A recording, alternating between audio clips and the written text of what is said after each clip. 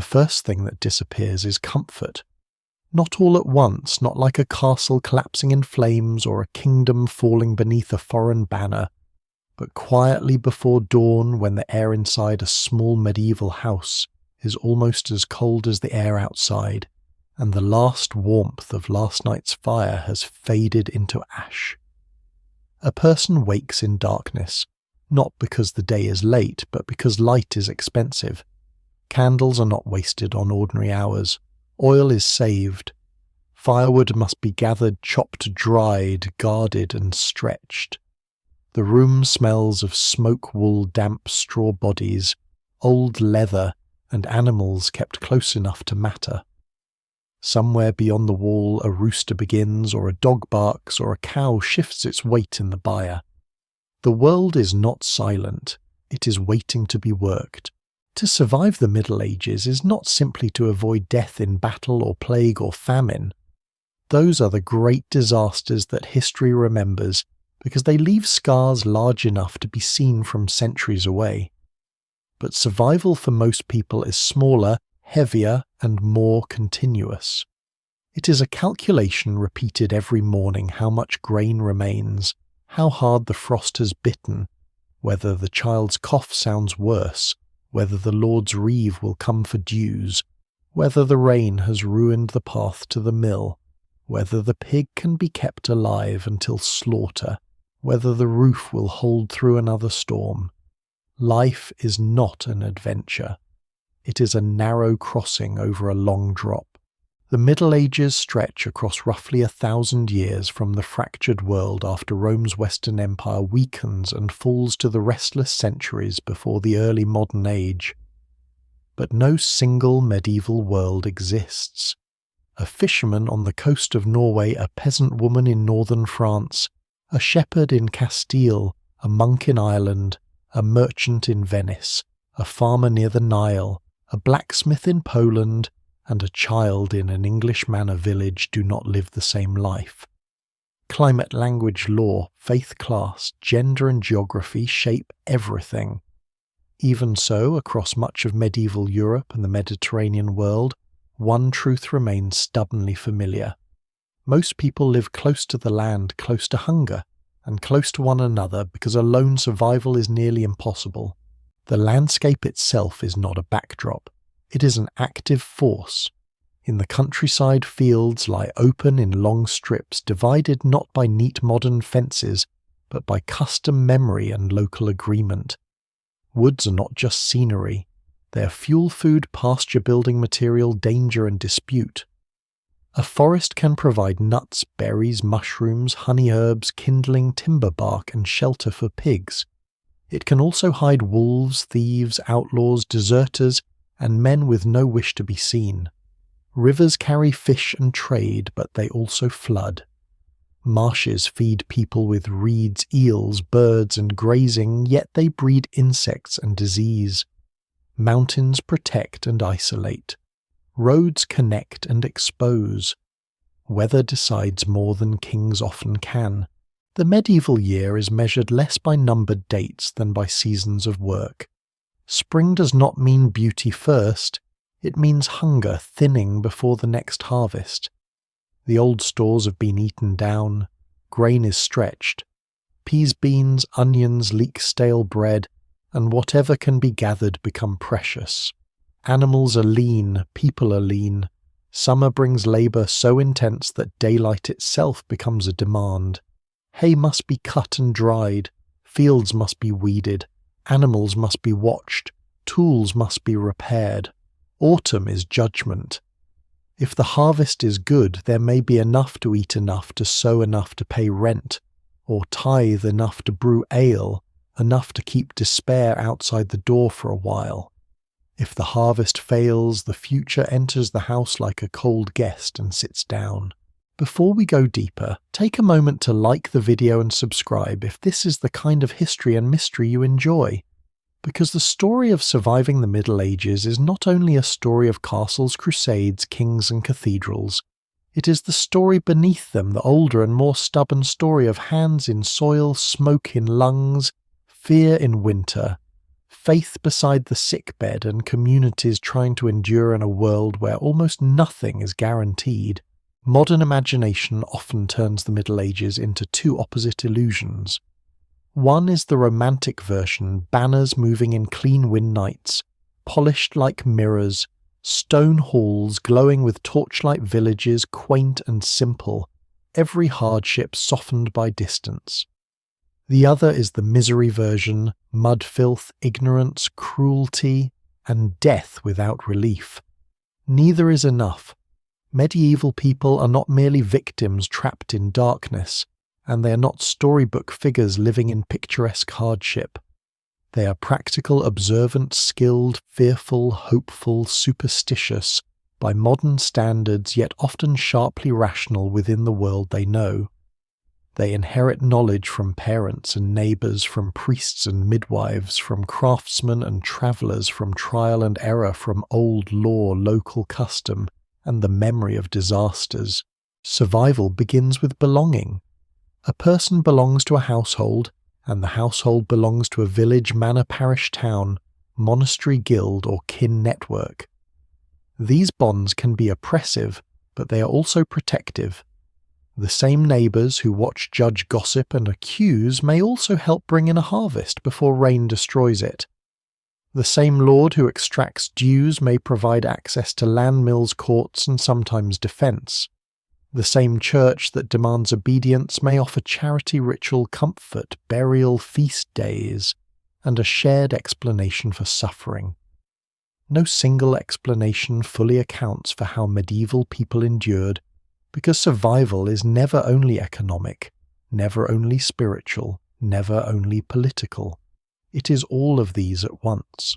The evidence remains incomplete. Most medieval people do not write their own lives down.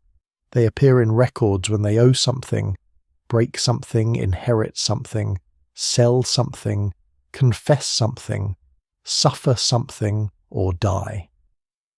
Their voices are often filtered through clerks, courts, landlords, chroniclers, priests, and officials. Archaeology helps restore some of what documents miss. Bones reveal malnutrition, healed fractures, worn joints, infections, dental disease, childhood stress, and sometimes violence. Potsherds, hearths, seeds, animal bones, pollen tools, and house foundations reveal how people ate, worked, built, adapted, and moved.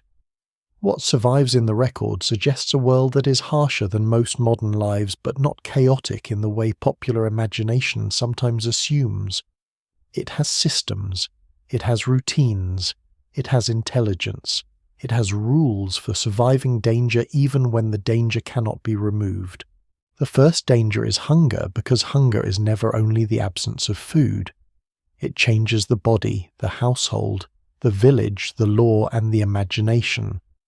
A poor harvest means smaller loaves, weaker ale, fewer animals kept through winter, more seed grain eaten before spring, more debt, more theft, more wandering, more children with swollen bellies and thin limbs. But medieval hunger is not constant everywhere at the same level.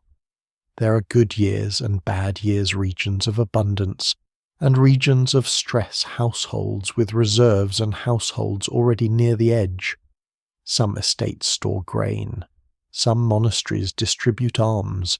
Some towns import food if roads and markets function.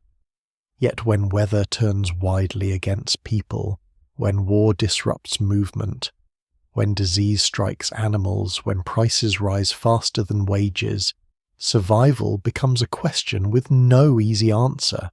The second danger is disease not as an occasional visitor but as part of the atmosphere of life. Medieval people do not understand germs in the modern scientific sense, but they are not blind to contagion, foul water, bad air, corrupted food, or the risks of crowding. They notice patterns even when their explanations differ from ours.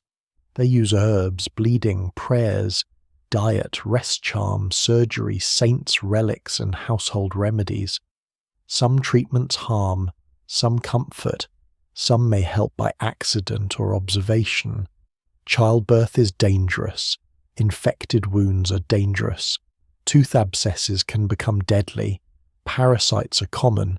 Skin diseases, fevers, respiratory infections, and intestinal illness move through households with little respect for rank.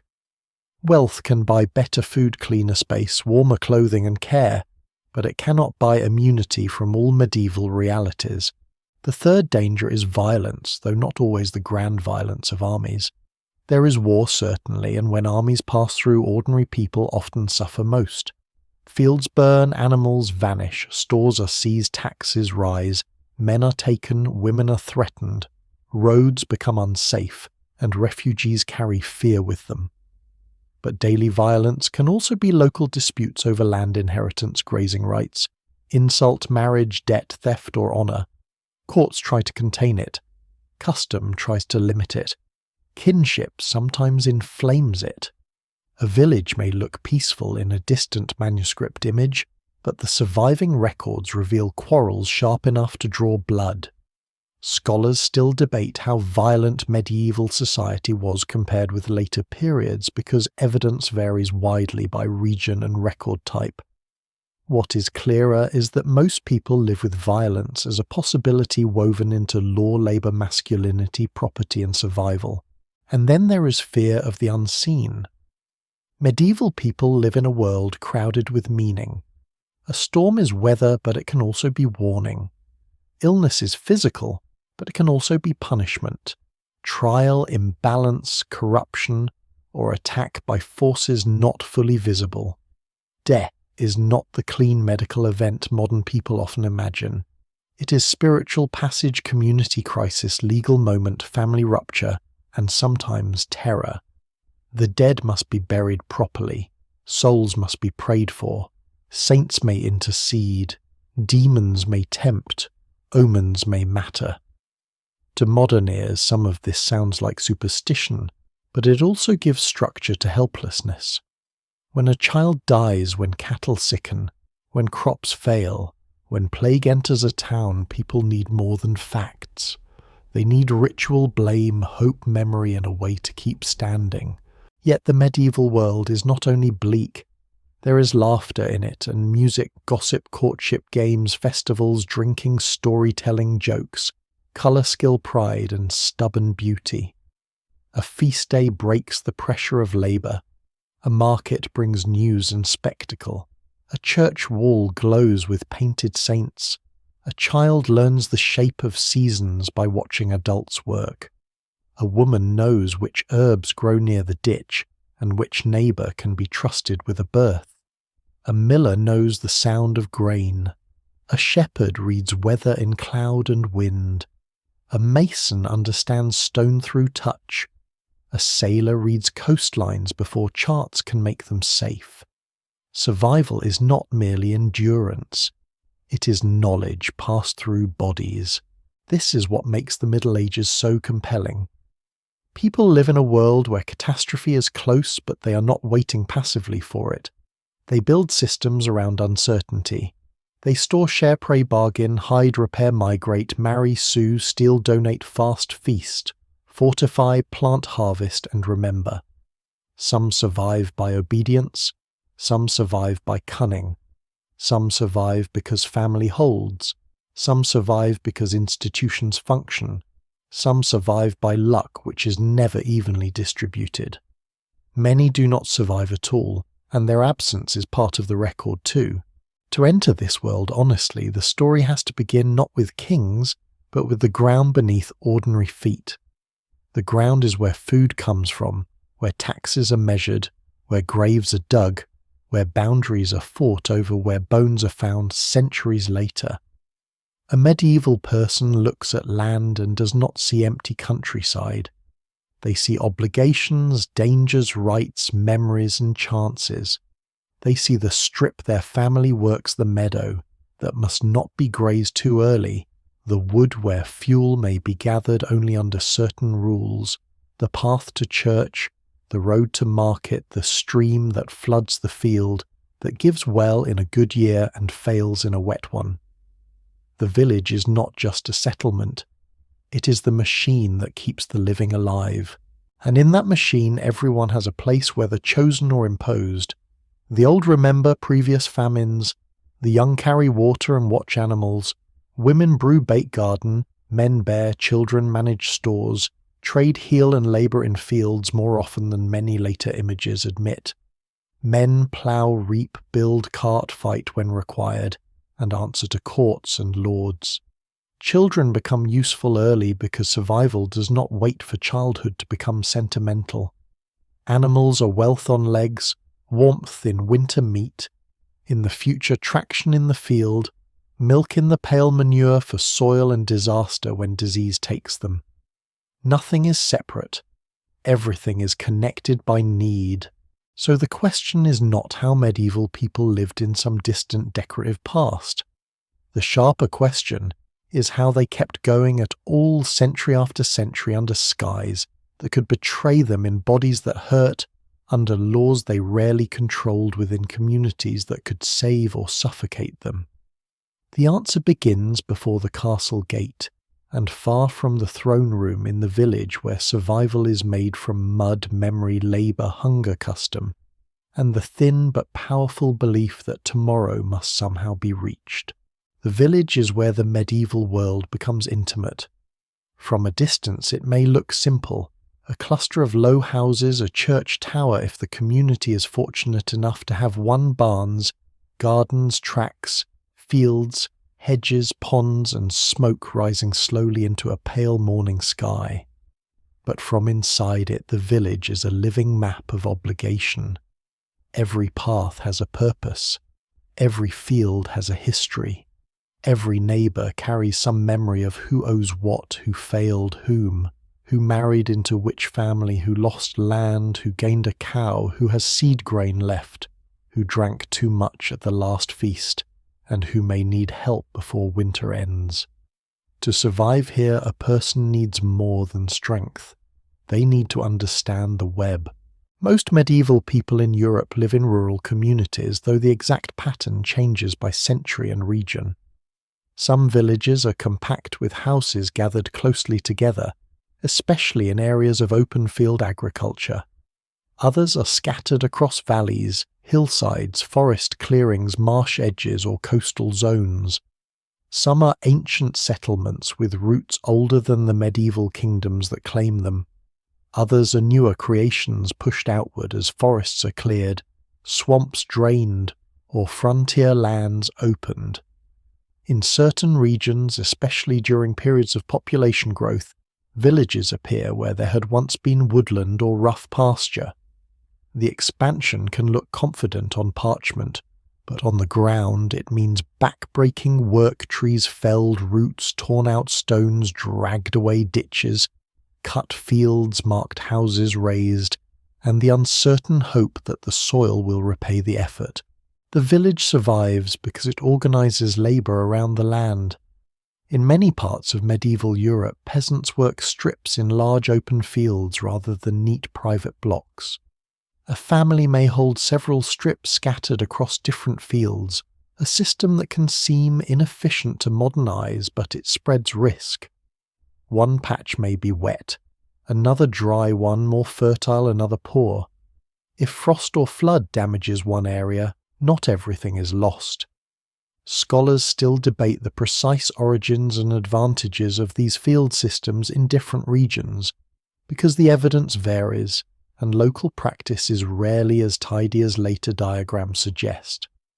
But what survives in records and landscape shows communities deeply invested in balancing access, risk, custom, and survival. The rhythm of this system depends on cooperation even when cooperation is reluctant. Ploughing with heavy teams may require shared animals and shared timing. Harvesting must happen quickly when grain is ready.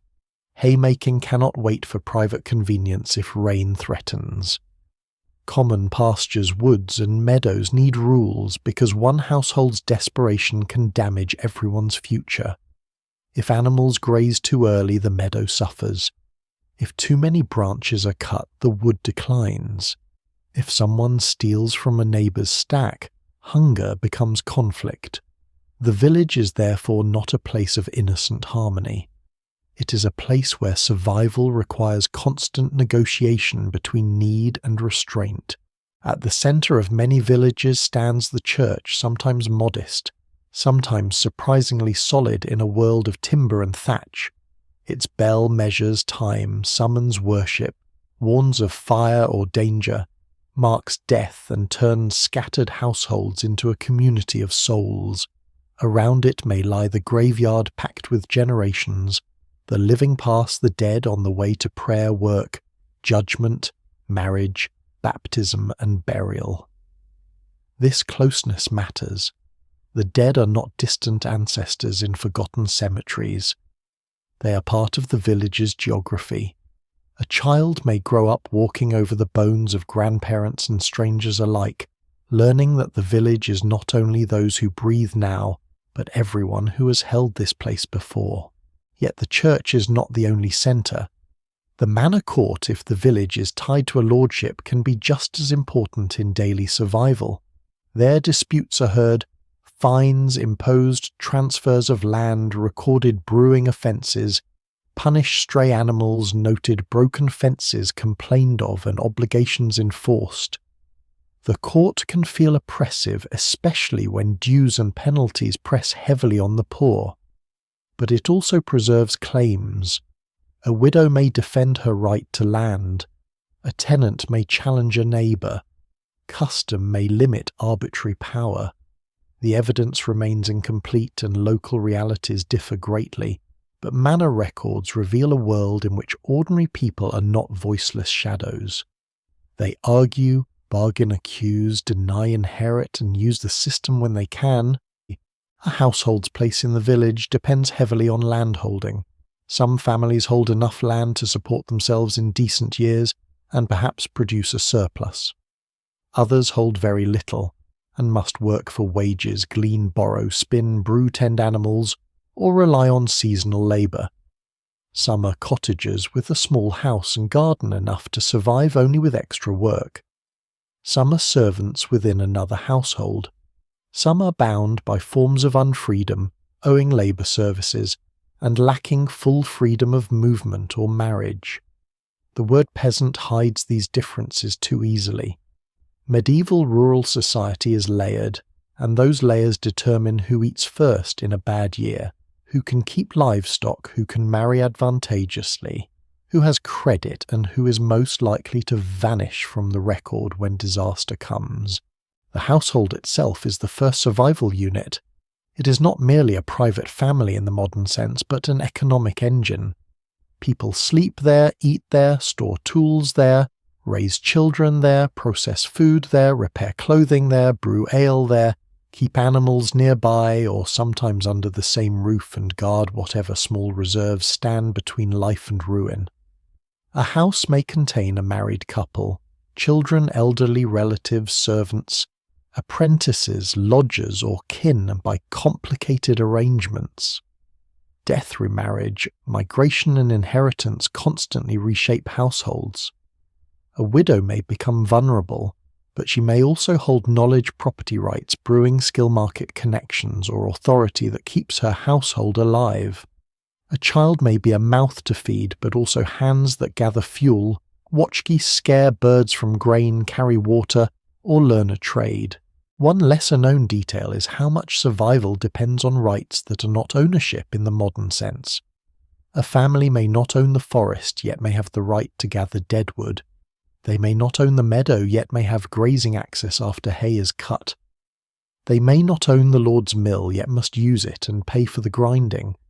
They may be allowed to glean leftover grain after harvest, a practice especially important for the poor widows and children.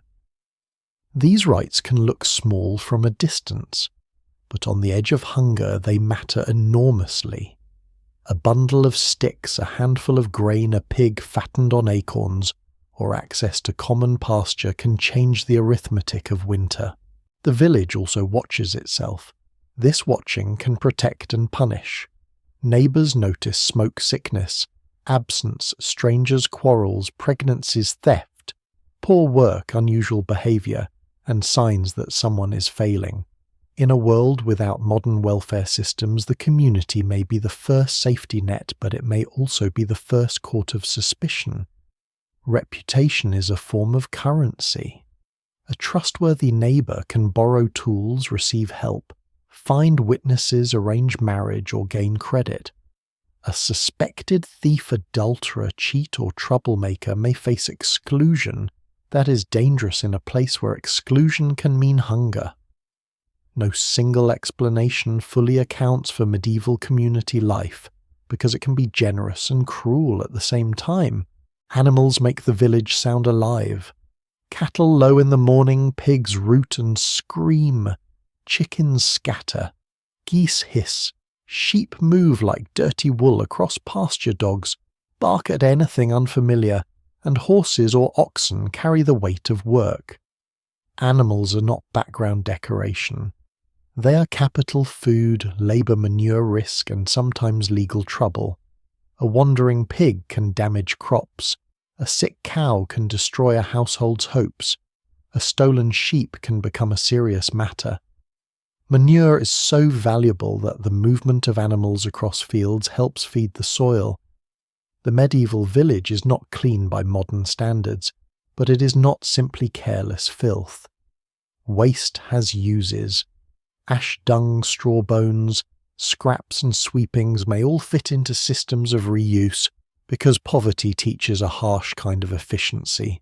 Children learn the village not through lessons but through repetition. They know which households have dogs that bite where water stands after rain, which berries are safe, which adults are feared where the priest lives when the mill is busy, where the dead are buried, and which stories belong to which field or tree. The landscape becomes memory before it becomes property. By the time they're old enough for heavy work, they have already absorbed thousands of small survival rules. Much of this knowledge never enters written records. It survives only indirectly in tools worn smooth paths, cut deep bones marked by labour and customs, that later clerks record without fully explaining. The village holds the living because it binds them to one another, to the soil, to the dead, to the seasons, and to systems larger than themselves. It can be restrictive, unfair, watchful, and unforgiving. It can also be the reason people endure. When frost comes, when sickness enters, when the harvest must be gathered before a storm, when a roof collapses, when a child is orphaned, when an old person can no longer work, the village becomes the line between hardship and disappearance. Its strength is not sentimental kindness, though kindness exists. Its strength is interdependence. Everyone knows in some practical corner of the mind that no household survives entirely alone, and so medieval survival begins to look less like a solitary struggle and more like life inside a fragile organism. The village breathes through its hearths, feeds through its fields, remembers through its graves, argues through its courts, hopes through its church, and fears through every empty granary and every darkening sky. But beneath all its laws, customs, prayers, and quarrels lies the oldest pressure of all. The village can organize labor, enforce rights, share tools, and guard memory, but it cannot command the harvest. Everything returns to food because every promise, every rent, every prayer, every marriage, every journey, and every winter begins with the same question: whether there will be enough to eat. Food is the quiet ruler of the medieval world. It does not wear a crown, issue charters, lead armies, or appear in painted genealogies, yet it governs almost everything that matters. It decides how long a child grows, how hard a labourer can work, how far a traveller can walk, how many animals survive the winter, how much rent can be paid, how patiently a village can endure taxation, how quickly disease takes hold, and how soon fear begins to move from household to household. A lord may claim authority over land, a king may claim authority over a realm, and the church may claim authority over the soul, but hunger claims the body first, and the body is where survival begins. In an ordinary year, food is not abundant in the modern sense. It is managed, counted, stretched, transformed, and guarded. Grain stands at the centre of life across much of medieval Europe, though the kind varies by region and climate. Wheat carries prestige and makes lighter bread, but rye, barley, oats, spelt millet, and mixed grains often feed the majority. Bread is not merely something eaten with a meal. For many people, it is the meal's foundation, the edible substance that turns broth, cheese, onions, beans, fish, or scraps into something filling enough to face another day of labour. Ale or small beer is common in many regions, not because everyone is constantly drunk as a lazy modern myth suggests, but because weak fermented drink can be a practical way to use grain, add calories, and make daily liquids safer, or at least more reliable than some water sources. The work of turning a seed into a loaf is long before it reaches the mouth. Fields must be ploughed often with teams of oxen or horses that require their own feeding and care. Seed must be saved from the previous harvest, which means not eating everything, even when hunger presses close. Sowing must happen at the right time. Weeds must be controlled. Birds, rodents, insects, grazing animals, and thieves must be kept away. Rain must come, but not too much. Frost must hold back. Sun must ripen the grain. Then comes the harvest, one of the most demanding moments of the year, when the whole community bends toward the fields, and delay can be disastrous. Grain cut too late can be flattened by storm, spoiled by damp, or lost to birds.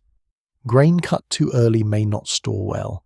Survival depends on timing tools' bodies and weather that refuses to be negotiated with.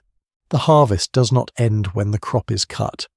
Sheaves must be gathered, dried, carted, threshed, winnowed, stored, and protected. Storage is its own battle. Damp can rot grain. Mice and rats can invade. Insects can ruin stores from within. Fire can destroy in minutes what took a year to grow. Theft becomes more tempting when hunger sharpens. The granary, chest, barn sack, and jar are therefore not simple containers. They are defences against time. What survives in the record suggests that medieval people are deeply attentive to preservation. They dry, smoke, salt, ferment, pickle, brew, cure, and store whenever resources allow. Their methods are shaped by local ecology and wealth. A coastal community may rely on fish salted or dried. A mountain village may depend more on dairy and hardy grains. A woodland settlement may fatten pigs on acorns. A town may depend on markets and imported grain, which makes it powerful in good times and vulnerable when roads fail. A medieval diet can be more varied than the stereotype of endless stale bread, especially when seasons are kind and access to land or commons is secure. Gardens produce leeks, onions, garlic, cabbages, peas, beans, herbs, and sometimes fruits. Chickens provide eggs. Cows, goats, and sheep provide milk, cheese, butter, and manure as much as meat. Pigs are valuable because they can turn waste and woodland mast into flesh. Fish matters enormously, not only near seas and rivers, but also in ponds managed by monasteries and elites. On fasting days, when religious rules restrict meat, fish becomes both food and symbol. Yet variety does not mean equality. The rich eat differently from the poor, and the same food can carry different meanings depending on preparation. Fine white bread, spice sauces, fresh meat, wine, and elaborate dishes belong to status as much as appetite. Coarse bread, pottage, beans, roots and ale carry the weight of daily endurance. Pottage deserves more respect than it often receives. It is not one recipe, but a flexible survival technology, a pot kept over the fire filled with grains, legumes, vegetables, herbs, scraps, and whatever can be found, grown, borrowed, or spared. It can be thin in hard times and thick in good ones. It can absorb leftovers and make them useful. It can feed children, the elderly, and labourers. It can change with season and poverty. In a world where fuel is precious and kitchens are simple, a simmering pot is efficient. It is also forgiving. A loaf may fail, meat may spoil, but pottage can adapt to the day's reality. No single dish captures the practical intelligence of medieval food better than this humble, changeable mixture. One lesser-known detail is how much medieval survival depends on what might be called hidden calories.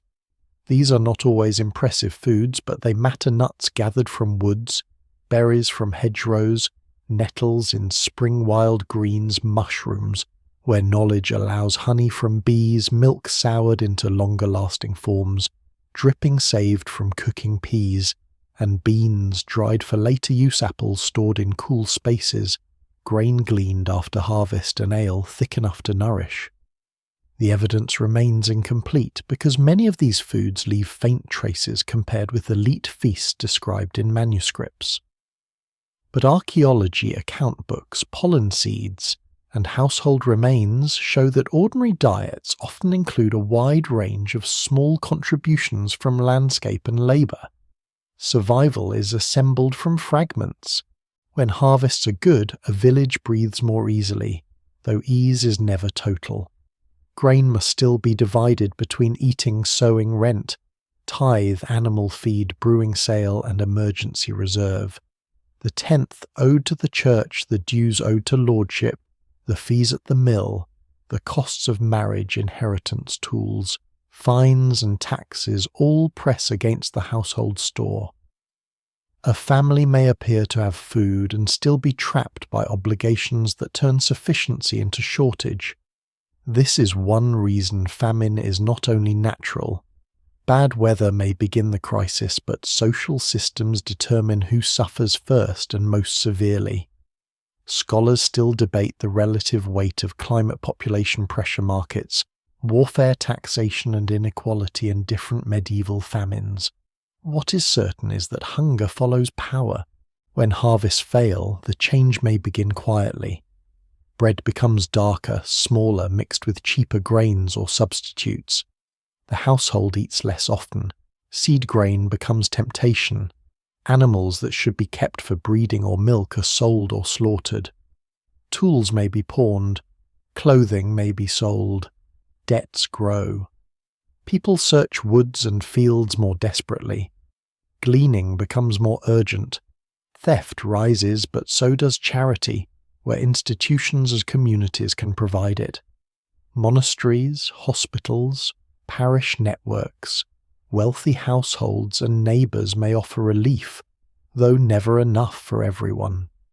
Prices climb, and those who depend on wages find that their labour buys less food just when food matters most.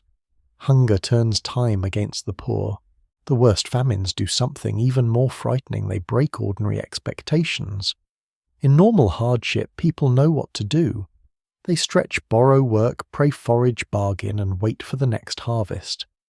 In severe famine, the next harvest may already be compromised because seed has been eaten. Animals have died, workers are weakened, and fields have been neglected. The crisis folds into itself. Malnutrition makes disease deadlier. Disease reduces labour. Reduced labour damages production. Damaged production deepens hunger. Chroniclers sometimes describe extremes that must be read carefully, because medieval writers may use moral language and terrifying images to explain catastrophe. Still, the broad pattern is clear enough: famine is not a single event, but a system failure of body, field, market, weather, and authority. Climate adds another layer of uncertainty. The medieval centuries include warmer periods, regional shifts, storms, cold snaps, wet years, droughts, and eventually the harsher conditions associated with the transition toward the Little Ice Age. The early 14th century brings especially severe food crises in parts of Europe, including the Great Famine of 1315 to 1317, when relentless rain and poor harvests devastate communities already under pressure. but even here caution matters. Not every region suffers equally, and not every source tells the same story. The evidence remains uneven. What survives suggests a terrifying lesson. A society can function for generations and still be deeply vulnerable when several bad years arrive together. Food also shapes morality.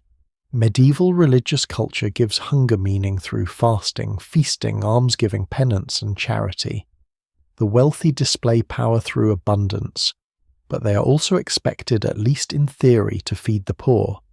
Feast days release communities from ordinary restriction. Fasts discipline the body and connect daily appetite to sacred time. For the poor, however, fasting chosen by the religious calendar and hunger imposed by poverty can feel very different. A person who already lives near scarcity does not experience abstinence as an elegant spiritual exercise. No single explanation fully accounts for how medieval people understood this tension, but the tension is everywhere. Food is physical necessity, social marker, moral test, religious symbol, and political weapon. In the end, the struggle for food reveals the medieval world at its most honest. Behind the manor, the monastery, the battlefield, the market, and the cathedral stands the harvest. Every stone church depends on grain. Every knight's horse depends on fodder. Every tax depends on production. Every town depends on countryside. Every prayer for protection carries somewhere beneath it a prayer for bread. The village can organize itself with remarkable skill, but all its customs bend beneath the pressure of the seasons. And once food is stored, cooked and swallowed, survival still requires another defense. The body must be kept warm, sheltered, and safe through nights that are longer, darker, colder, and more dangerous than the modern imagination easily remembers. Cold is one of the great invisible characters of medieval life.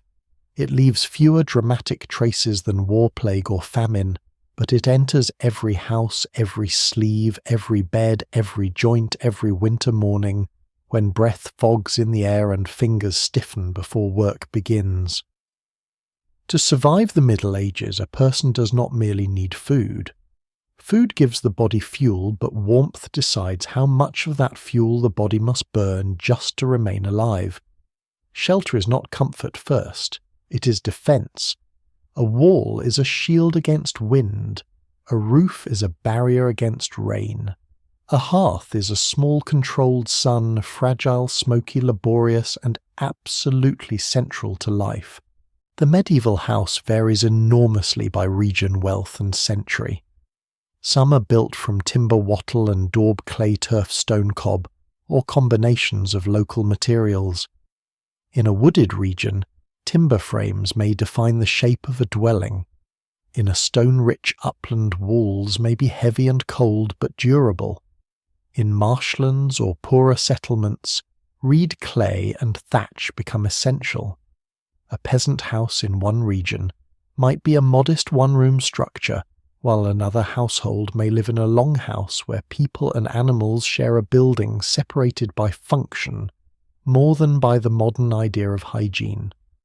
Urban homes can rise in crowded timber-framed rows with workshops below and living space above. Elite halls, monasteries, castles, and merchant houses offer more space, but even wealth does not create modern insulation, modern heating, or modern privacy. The roof is often the first line between survival and misery. Thatch, when well made, can be an effective material, but it must be maintained. A neglected roof leaks, and a leaking roof changes everything. Damp bedding, damp clothing, damp grain, damp fuel, and damp walls invite sickness, rot insects, mold, and despair. Tiles or stone slates are stronger and more fire-resistant, but more expensive and not available everywhere. In towns, authorities sometimes try to regulate roofing materials because fire is a constant fear, especially where houses press close together and workshops use flame.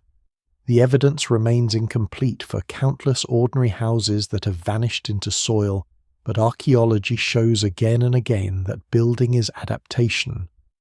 People do not construct homes from fantasy. They build from what the landscape allows, what custom teaches, and what poverty permits. Inside the hearth is the heart. The word is almost too familiar to feel strange, but in a medieval home, it carries an intensity modern people rarely experience. The hearth cooks food, warms bodies, dries, clothing hardens tools, heats water, preserves life, and gathers the household into one working space. In many earlier or poorer dwellings, smoke escapes through a hole in the roof, through openings, or simply by seeping through thatch and gaps. Chimneys become more common over time, especially among wealthier households and in towns, but smoke-filled interiors remain a reality for many. This means stinging eyes, blackened beams, soot-darkened walls and lungs that spend years breathing the cost of warmth. Yet smoke is not only a nuisance, it can help preserve thatch, discourage insects and dry materials hanging above. Medieval life often turns one hardship into another kind of protection. Fuel is labour stored in combustible form. Firewood does not appear by wishing. It must be collected, cut, carried, seasoned, stacked and protected from theft and weather. Rights to gather wood can be tightly controlled. A poor household may rely on deadwood brush, peat turf, reeds, straw dung, or anything that will burn. In some regions, woodland management becomes highly developed with coppicing cycles that allow trees to regrow after cutting. This is one of those lesser-known details that complicates the image of medieval people as careless destroyers of their environment. They can overexploit landscapes, certainly especially under population pressure, but many communities also know that future fuel depends on restraint. Scholars still debate the balance between pressure management and depletion in different places, yet the basic reality is clear: without fuel, food cannot be cooked, water cannot be heated, and winter becomes more dangerous. Light is almost as precious as heat. Modern darkness is rarely true darkness. Medieval darkness is thick, practical, and sometimes frightening. After sunset, the world shrinks to firelight, moonlight, starlight, and the weak glow of rushlights, candles, lamps, or embers. Beeswax candles are costly and often associated with churches and wealthier settings. Tallow candles are cheaper but smoky and smelly. Rushlights made from rushes dipped in fat offer modest illumination. Many tasks are arranged around daylight because artificial light costs resources. This changes the rhythm of life. Night is not automatically sleep, but it is slower, more enclosed, more vulnerable. A person moving outside after dark risks mud animals, thieves, spirits in the imagination, and simple injury. The house becomes a circle of visibility in a much larger unknown. Sleeping arrangements reveal how survival and privacy are not the same thing. People commonly sleep close together for warmth, security, and lack of space. Beds where available are valuable possessions. Straw mattresses, wool blankets, skins, linen, and cloaks may all serve to keep cold away. The poorest may sleep on straw benches or simple pallets. In wealthier homes, beds can be elaborate and curtained not only for status, but to trap warmth and keep drafts away. Sharing a bed does not necessarily carry the same meanings modern people might assume. It can be practical, ordinary, and necessary. Children sleep near adults. Servants may sleep in workspaces. Travellers share rooms at inns. Monks sleep in dormitories. The modern private bedroom is not the medieval norm. Clothing is portable shelter. Wool is central because it insulates even when damp better than many alternatives and can be produced across much of Europe. Linen is used for undergarments where available. Fur, leather, felt and layered garments matter in colder regions and wealthier wardrobes. A cloak is not just a fashion item. It is blanket, coat, rain shield, sleeping cover and sign of status. Shoes are precious and worn footwear can make labour miserable. Wooden pattens may lift feet above mud in towns. Gloves, hoods, belts, pins, and simple wrappings help preserve heat. The poor do not necessarily own many garments, so mending becomes survival work. A torn sleeve is not a minor inconvenience in January. It is a leak in the body's defences. The medieval house is also a place of storage, and storage is survival made visible. Grain beans, salted meat, tools, wool, firewood, seed, herbs, cheese, ale, candles, cloth, and small valuables must be kept safe from damp animals, insects, thieves, and accidental loss. A chest can hold wealth greater than its size suggests. Hooks, beams, shelves, pots, baskets, barrels, and pits organize the household economy. In some homes, food hangs from rafters away from animals. In others, storage is miserably inadequate, forcing constant improvisation. Archaeologists sometimes find storage pits, hearth remains charred, grain, broken pottery, and floor layers that reveal the daily negotiations between people, food, smoke, animals, and mud. What survives in the record suggests houses are not passive shelters but working machines. Animals inside or near the home sharpen the difference between medieval and modern comfort. Keeping livestock close can mean smell, noise, fleas, damp, and filth, but it also means warmth protection from theft, easier care and preservation of valuable animals through cold nights. A cow is not merely an animal, it is milk, manure, status, future calves, and security. A pig is future meat. Chickens are eggs. Losing them to cold wolves, thieves, or disease can be devastating. The boundary between human and animal space is therefore practical rather than sentimental. People may prefer separation where wealth and architecture allow it, but survival often narrows preference. Fire, the great protector, is also one of the great threats. A thatched roof, timber walls, straw bedding, stored fuel, open flames and crowded settlement create obvious danger. A single spark can travel faster than regret. Town fires can consume whole neighbourhoods, especially when wind and density cooperate. Rural fires can destroy a household's labour and reserves in moments. Medieval communities develop rules, tools and watchfulness around fire, but they cannot eliminate the risk. The hearth must be kept alive yet controlled. Embers may be banked overnight. Flame must be watched around children, animals, cloth, and thatch. No single explanation fully accounts for how medieval people thought about fire, because it is both domestic blessing and lurking catastrophe. Fear also enters through walls in less physical forms. A house protects against weather, but not always against violence, law, debt, or grief. A locked door where there is a lock may slow a thief, but not stop soldiers. A roof may shelter a sick child, but not cure the fever. A hearth may gather the family, but also illuminate what is missing after famine, childbirth, or plague. Medieval homes are full of work and closeness, but closeness can intensify sorrow, conflict, and dependency. In a small room, there is little distance from hunger, illness, anger, old age, or dying. The household is intimate because survival requires intimacy, not because life is gentle. Still, there is beauty in the stubbornness of these shelters. Smoke rising from a village at dawn means people are alive. A patched roof means someone expects another season. A repaired shoe, a mended cloak, a stacked woodpile, a dry loaf, a sleeping child under wool, a pot simmering over coals. These are not grand monuments, but they are victories. The Middle Ages leave behind cathedrals that still astonish the eye, but the deeper architecture of survival is humbler. It is a wall thick enough to break the wind. It is a hearth that catches.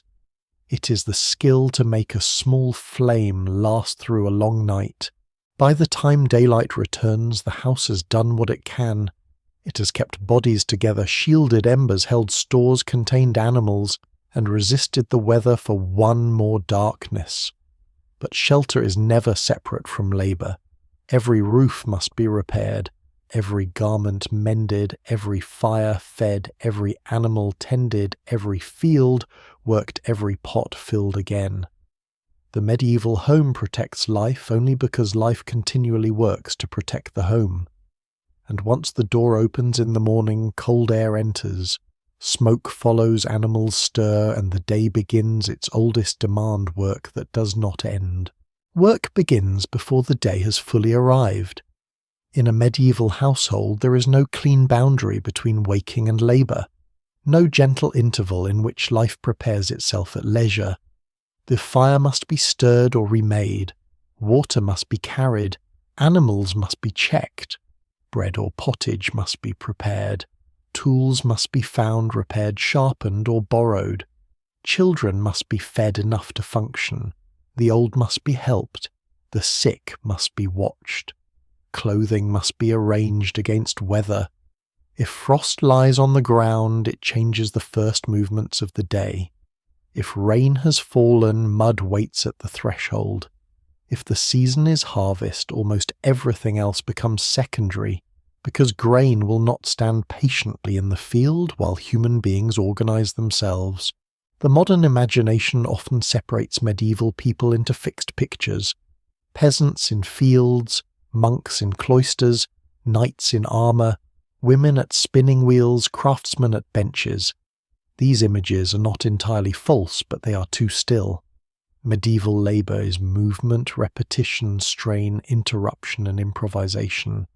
A peasant does not only plough, a woman does not only spin, a monk does not only pray, a child does not only play, a blacksmith does not only hammer dramatic sparks from iron. A servant does not only stand in the background of someone else's life. Work crosses categories because survival requires it. A household may farm, tend animals, brew men, gather fuel, preserve food, make cloth, sell small goods, perform paid labour and meet obligations to lord, church, kin and neighbours, all within the same turning year. Agricultural work dominates the lives of many, and it is hard to exaggerate its physical demand. Ploughing heavy soil behind oxen or horses is not a picturesque task.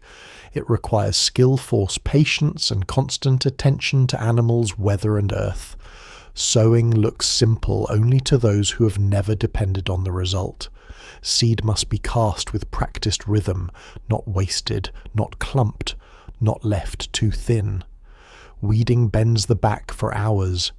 Reaping with sickles or scythes cuts hands, strains, shoulders, and punishes the body in heat. Threshing grain with flails in winter fills barns with dust and effort. Winnowing depends on wind and timing.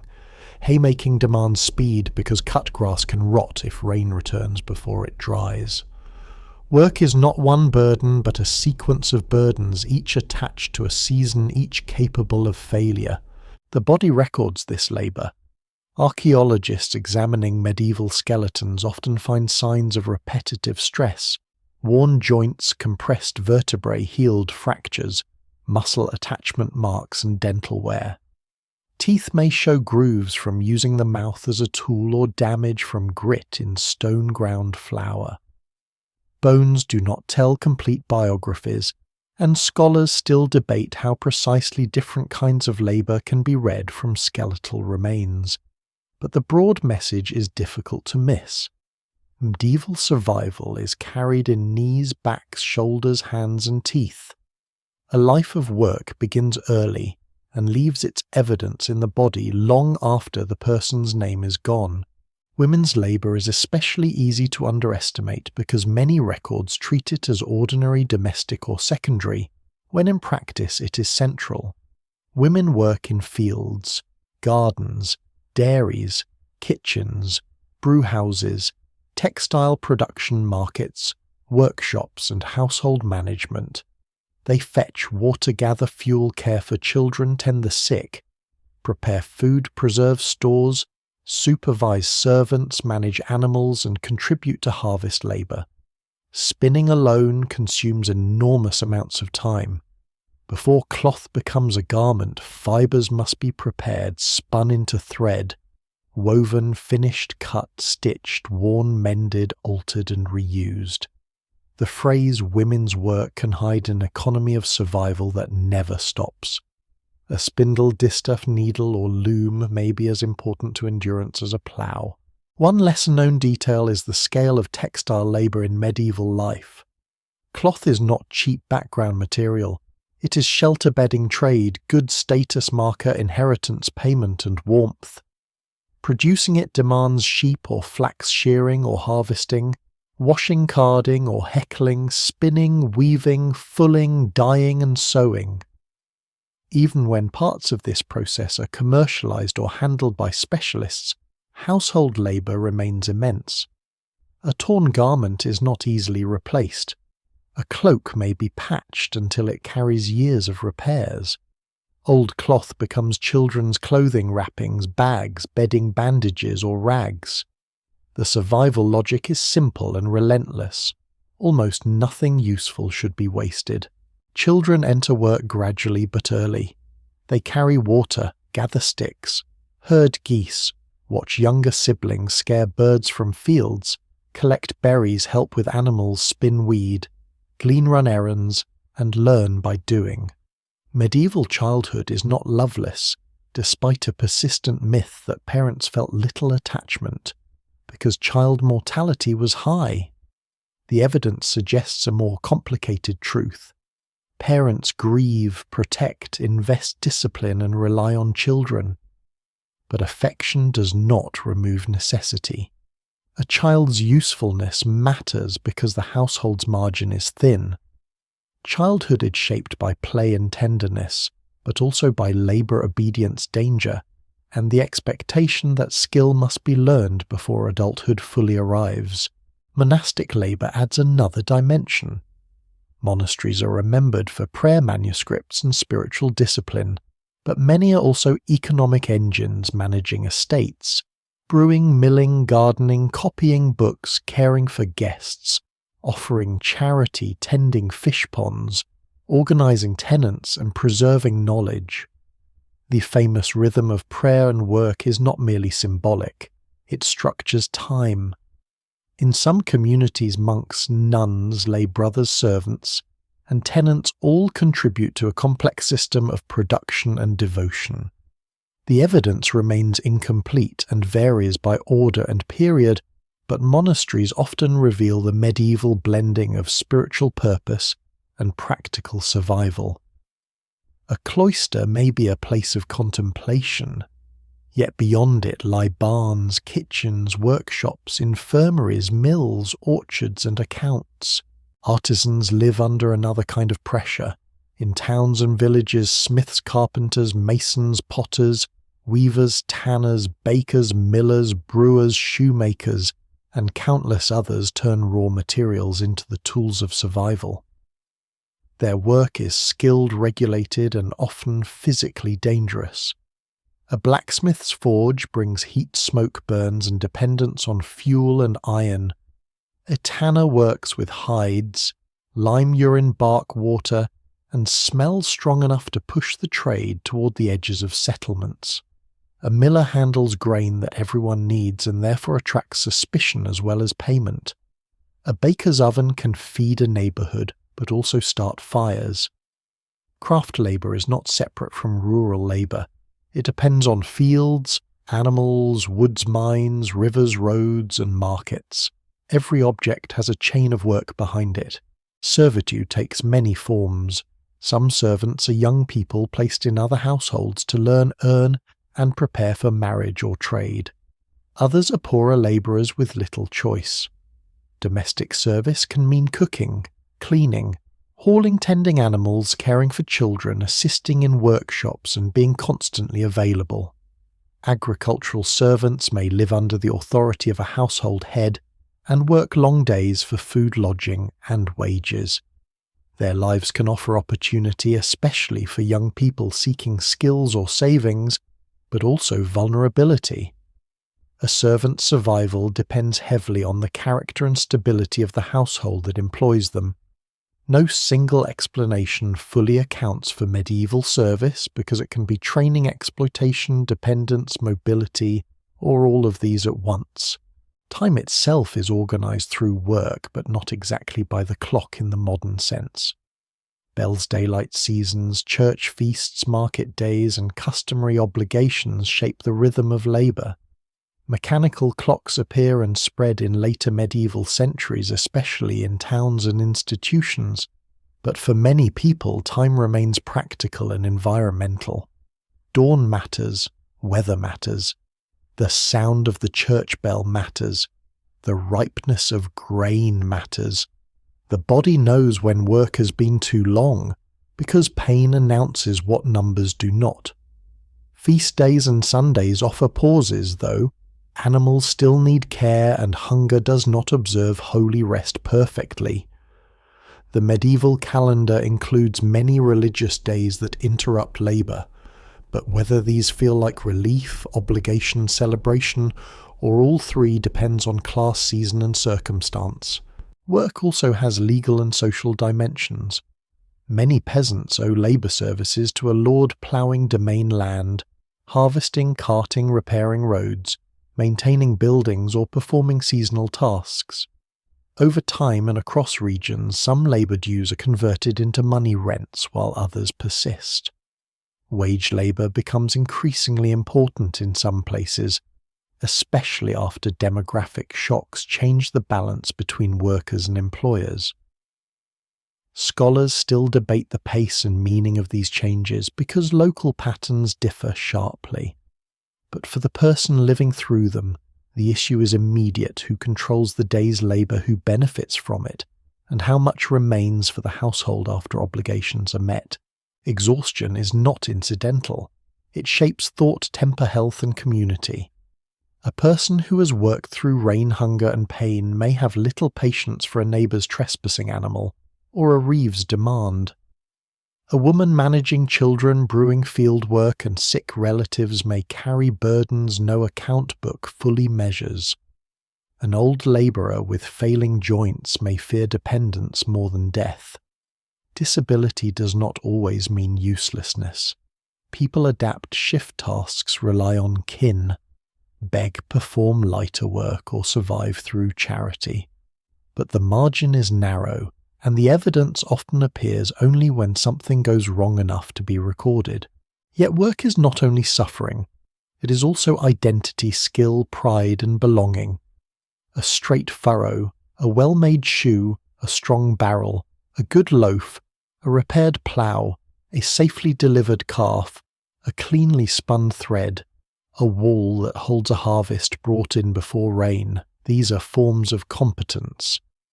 Medieval people live in a world where survival depends on knowing how to do things with the hands, body memory, and judgment. Their knowledge is not abstract, but it is deep. The village and town are full of specialists in necessity, so the day continues not as a single heroic struggle, but as 1,000 ordinary acts that prevent collapse. Work feeds the hearth, repairs the shelter, tends the animals, maintains the fields, pays the dues, clothes, the body raises, the child buries the dead, and prepares for seasons not yet arrived. It is endless because life keeps consuming what work produces, and still even the hardest worker cannot control the invisible enemies that move through breathwater, blood insect wounds, childbirth, and crowded rooms. A person may labour with discipline, eat carefully, sleep under a sound roof, and still wake one morning with fever in the house. Sickness enters the medieval world without ceremony. It does not need a battlefield, a famine, or a plague ship to announce itself. It can begin with a splinter under the skin, a tooth swelling in the jaw, a cough that deepens after a cold night, a fever after childbirth, a wound from a tool, a stomach pain after bad water, a rash that spreads through a household, or a child who stops eating and becomes too quiet. The medieval body lives close to danger, because danger lives close to the body. Work strains it, hunger weakens it, cold tests it, smoke fills it, parasites share it, and infection waits for openings too small to notice. Medieval people do not understand disease as modern medicine understands it. They do not know bacteria, viruses, immune systems, antibiotics, or microscopic contagion. Yet it would be wrong to imagine them as helplessly ignorant. They observe, they compare, they remember what happened last time. They know that foul smells, spoiled food, dirty water, crowding wounds, bad air, and contact with the sick can matter, though their explanations are shaped by humoral theory, religion, astrology, local tradition, and inherited medical texts. Scholars still debate how far practical observation guided ordinary treatment compared with formal learned medicine, because most household care leaves little written evidence. What survives in the record suggests a world where medicine is a mixture of theory, faith, experience, guesswork, and necessity. The dominant learned medical framework in much of medieval Europe comes through ancient Greek and Roman traditions, especially the idea that health depends on the balance of bodily humours, blood phlegm, yellow bile, and black bile. This system may sound strange now, but in its own logic it offers an ordered way to think about diet temperament, season, age, environment, and illness. Physicians consider whether a person is too hot, cold, wet, or dry, and treatments may involve diet, rest, bathing, purging, bleeding, or medicines intended to restore balance. Sometimes the treatment harms, sometimes it helps indirectly through rest, hydration, or changes in food. Often no one can be sure. The evidence remains incomplete because recovery can follow treatment without being caused by it, and death can come despite care that seemed reasonable at the time. Most people, however, do not begin with a university-trained physician. Such physicians are rare and expensive, more accessible to elites, cities' courts, and major religious institutions. Ordinary care begins at home. Mothers, grandmothers, neighbours, midwives, local healers, monks, nuns, barber surgeons, wise women, priests, and practical household members all play roles. A poultice may be applied to a swelling. Herbs may be boiled, crushed, dried, or mixed into salves. Honey with properties modern science recognizes as useful in some wound care appears in certain treatments. Wine may clean or sting a wound. Linen bandages are washed and reused. Rest is prescribed where rest is possible, though for the poor it often is not. A person too sick to work becomes not only a patient but an economic emergency. The medieval garden can be a small pharmacy. Sage, rue, fennel, mint, comfrey, plantain, yarrow, betony, wormwood, lavender, and many other plants appear in medieval remedies, though their use varies by region and tradition. Some plants have real pharmacological effects. Others are symbolic, ineffective, or dangerous in certain doses. No single explanation fully accounts for medieval herbal medicine, because it ranges from careful empirical practice to ritualized formulas copied from older authorities. The line between medicine and magic is not always clear to modern eyes, and it may not have been sharply separated for medieval users either. A remedy can be practical and prayerful at once. A charm can accompany a bandage. A saint's name can be invoked while a wound is washed. Childbirth is one of the most dangerous thresholds. Pregnancy, labor, infection, hemorrhage, obstructed birth, and postpartum complications can kill women who are otherwise healthy. Infants face their own hazards, premature birth infection, poor feeding, cold injury, and diseases that modern vaccination or sanitation might prevent.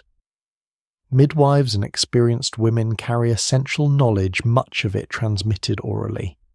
They know positions, signs of trouble, herbs, rituals, and practical care.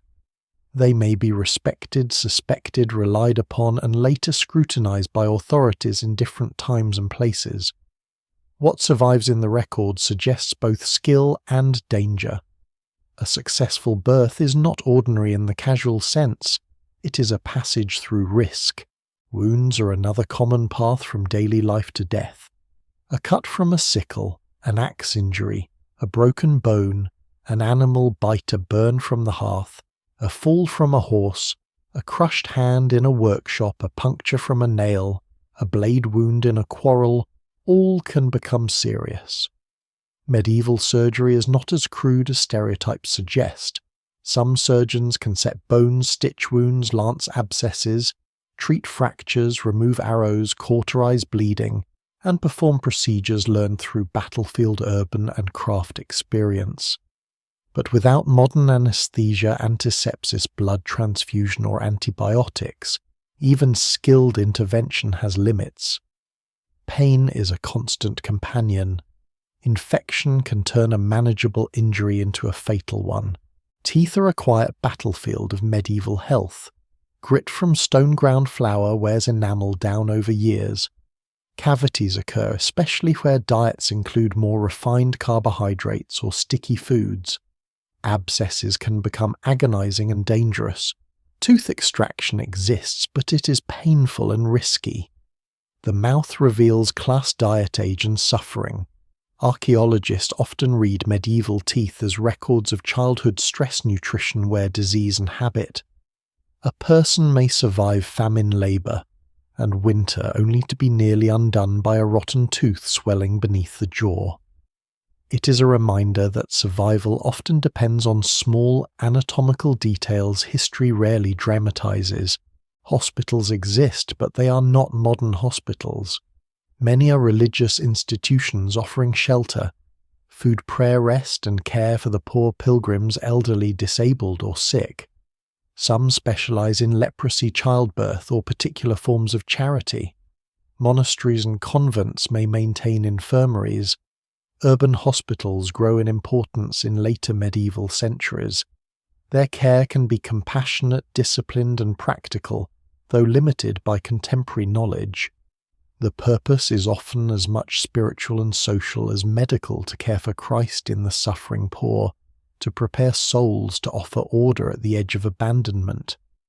For a person with no family support, such a place might mean survival, or at least not dying entirely alone. Leprosy carries a special place in the medieval imagination, though the term could cover conditions not always identical to modern Hansen's disease. Those identified as leprous may be feared, pitied, ritually separated, supported by charitable houses, or forced into marginal spaces. Popular memory often exaggerates medieval cruelty into a simple story of total exclusion, but the reality is more varied. Some leprosaria provide community and care. Some individuals retain property or social ties. Others suffer deep stigma. Scholars still debate regional differences and the exact interpretation of skeletal and documentary evidence. What is clear is that disease can become social identity, changing not only the body but one's place among the living. Mental suffering is harder to see, but it is present.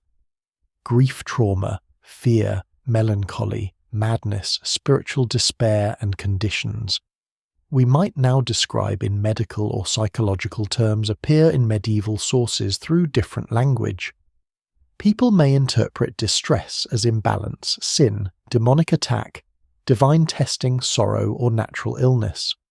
Responses vary: prayer, confinement, pilgrimage, exorcism, care by kin, medical treatment, or abandonment.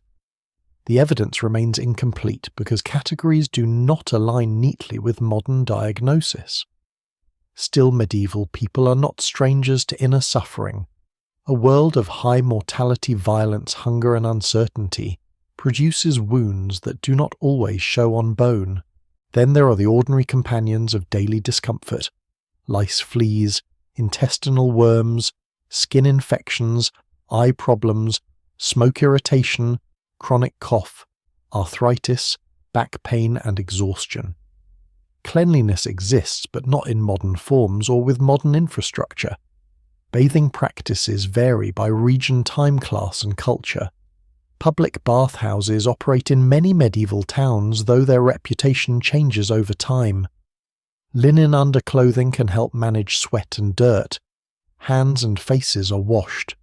Religious and social customs encourage certain forms of cleanliness. The myth that medieval people never washed is false, but so is the idea that they lived in conditions modern bodies would find easy. Water, fuel, space, privacy, and soap all have costs. When epidemic disease arrives, the ordinary becomes terrifying.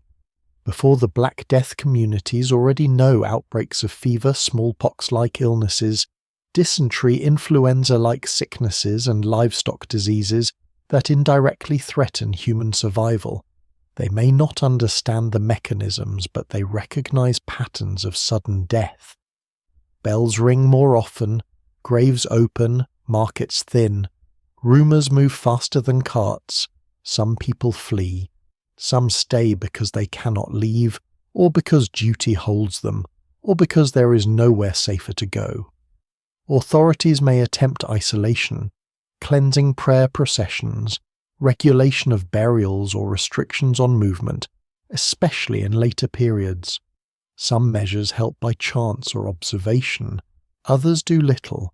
Fear itself becomes contagious. Yet care persists. This matters.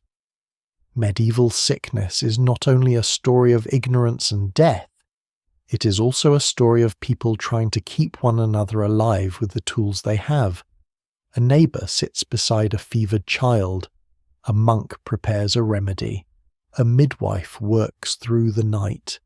A barber surgeon drains an abscess. A wife washes linen. A priest brings confession. A hospital offers a bed. A family sells something valuable to pay for help. Not all care is effective and not all care is kind, but the impulse to respond is deeply human. Survival often depends on someone being willing to remain close when closeness is dangerous. Disease exposes the limits of every other survival system. Food can strengthen the body but cannot guarantee health. Shelter can block cold but cannot stop infection entirely.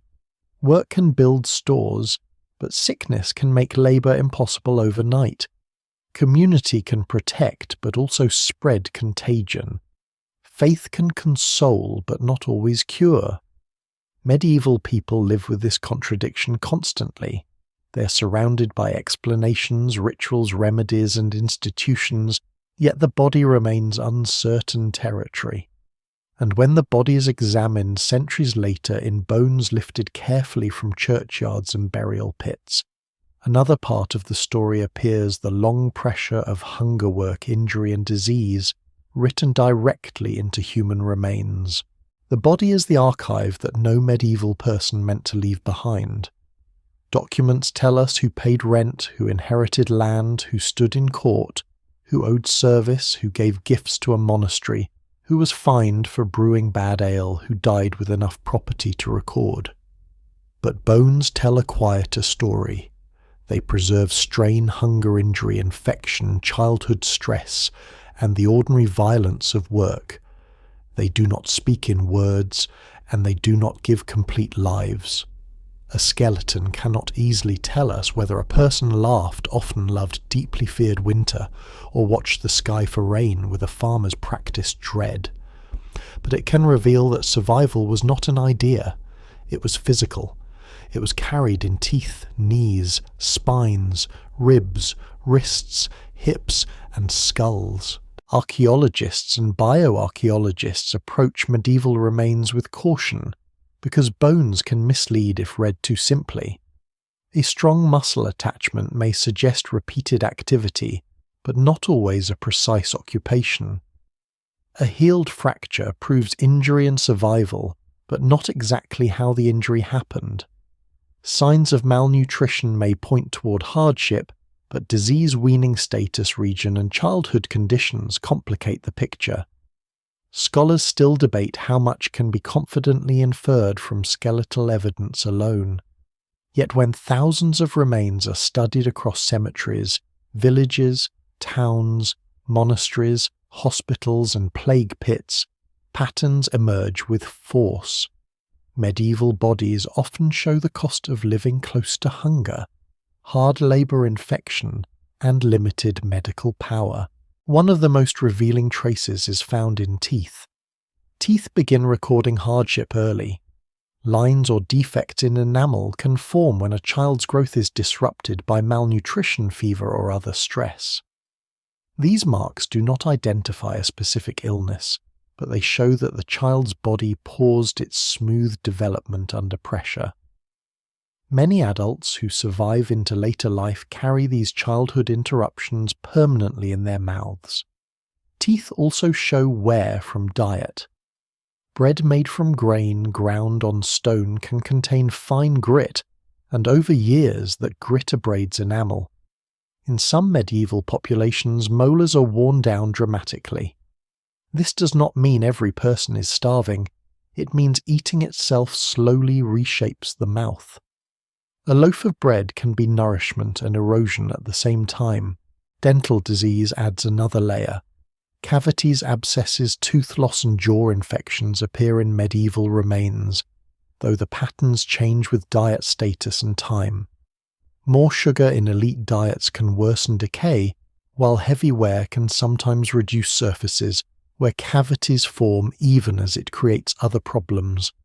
A dental abscess may sound minor beside plague or famine, but in a world without antibiotics it can be dangerous. Infection near the jaw can spread. Pain can weaken a person's ability to eat and work. A bad tooth can become a household problem if the sufferer is a crucial labourer. The evidence remains incomplete because pain itself does not fossilize, but the damage around roots and bone makes the suffering visible enough. Bones also reveal childhood as a time of risk. Weaning is especially dangerous. A nursing infant receives not only food, but some protection from the mother's body. As children shift to other foods, they encounter contaminated water, poor nutrition, pathogens, and the ordinary hazards of crawling, walking, eating, and living close to animals and dirt. Some die before leaving much trace in written records. Others survive, but their bodies remember. Short stature in some populations may reflect long-term nutritional limits or disease burden, though genetics and regional differences also matter. No single explanation fully accounts for growth patterns across medieval Europe, but the broad truth is stark. Many people reach adulthood already marked by early stress. The spine is another witness. Vertebrae compressed by heavy lifting joints worn by repetitive motion knees, damaged by squatting or kneeling shoulders, shaped by carrying loads, wrists stressed by tool use, and hips strained by labour all show how work enters bone. A person who carries water daily does not need to appear in a tax roll for that work to matter. A woman who grinds, grain hauls fuel, bends over fields, bears children and lifts heavy pots may leave marks that no chronicler thought worth describing. A man who ploughs carts, threshes, digs, and repairs fences may carry his occupation in his back. But scholars are careful here. Bodies are not simple job labels. Many medieval people perform many kinds of labour, and the skeleton records cumulative pressure rather than a neat profession. Healed injuries are especially haunting because they show both damage and endurance. A broken arm that knits badly, a fractured rib that heals a skull wound, that shows signs of survival, a leg injury that changes movement for life. These are not only medical facts. They imply care, luck, adaptation, and sometimes community. A person with a serious fracture who survives may have been fed while unable to work. Someone may have set the bone wrapped it prayed over it, protected the injured person from complete abandonment. Or the injury may have healed poorly because help was limited. The bone does not tell the whole story, but it proves that survival can include living for years with pain. Violence appears too, though unevenly. Some medieval cemeteries show relatively little weapon trauma.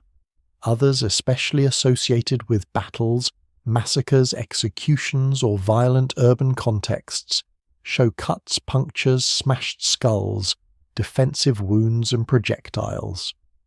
There is a danger in imagining every medieval person surrounded by constant bloodshed, just as there is a danger in softening the past into pastoral calm. Violence varies by place, period, gender status, and circumstance. What survives in the record suggests that ordinary life could be peaceful for long stretches and then suddenly shattered. Bones from battlefields and mass graves reveal what happens when political decisions arrive at the level of flesh. Malnutrition is not always visible in the dramatic way famine stories suggest. Often it appears as vulnerability, slower growth, weaker immunity, anemia, lesions associated with deficiency or disease, and greater risk during crisis. A person may not be starving every day, but may live with chronic insufficiency, especially during seasonal hunger. The months before harvest can be physically different from the months after. Pregnant women, infants, the elderly, the poor, the landless, and the socially marginal may suffer first. Isotopic analysis of bones and teeth can sometimes reveal broad dietary patterns such as reliance on certain grains, marine foods, or animal protein, though interpretation requires care. These scientific methods have added extraordinary detail, yet they do not remove uncertainty. They show patterns, not complete meals. Disease also writes itself into bone, but only sometimes. Many infections kill too quickly or affect soft tissue without leaving skeletal marks. This means the absence of bone lesions does not mean a healthy life.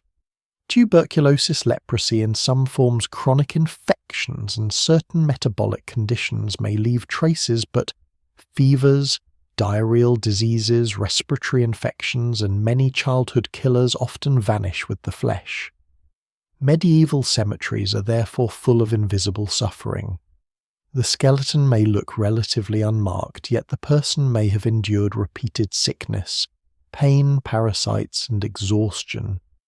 The evidence remains incomplete not because nothing happened, but because bodies preserve only part of what happened.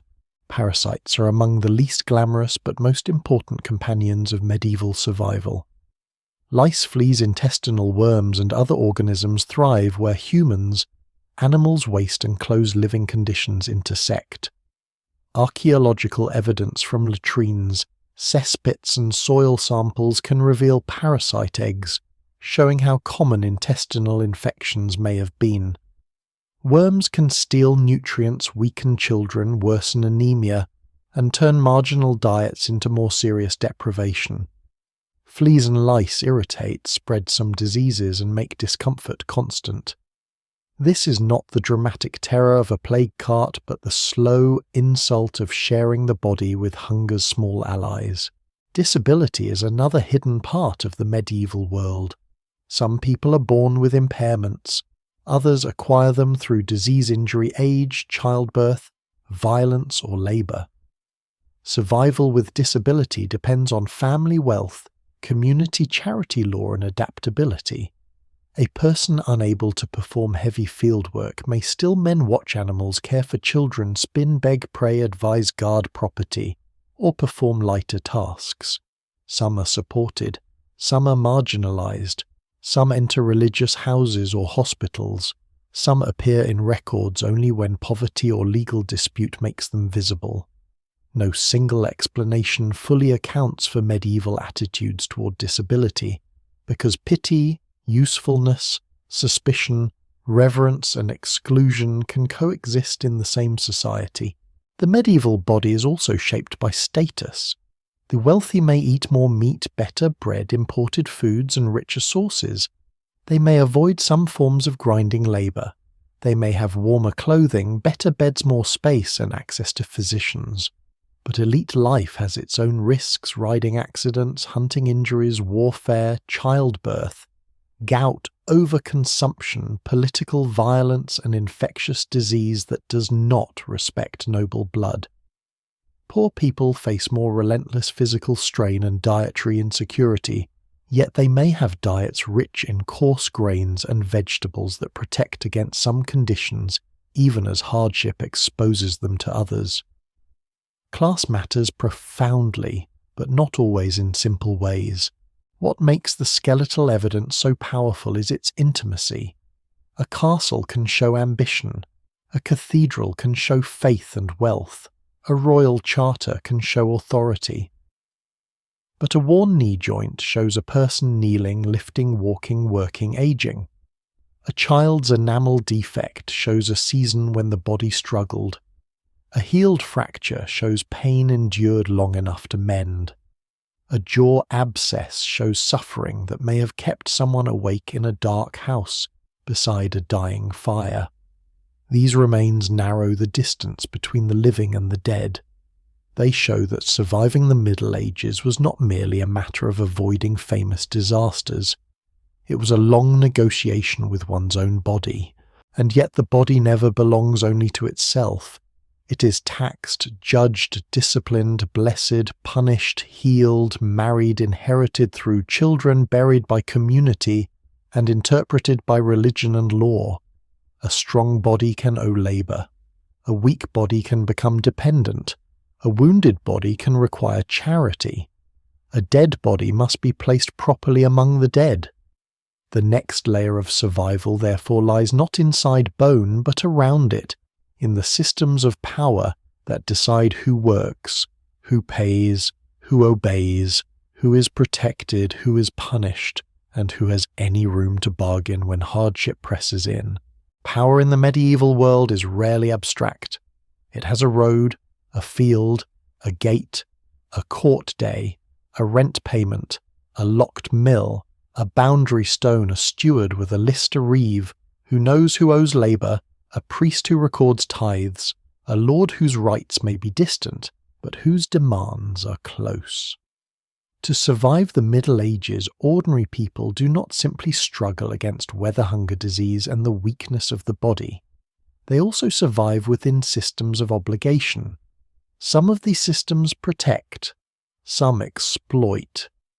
Most do both at once, depending on where a person stands, what they own, whom they know, and how desperate the year has become. The manor is one of the central structures of rural medieval life in many regions, though it never exists in exactly the same form everywhere. At its simplest, it is an estate organised around rights over land labour dues and justice.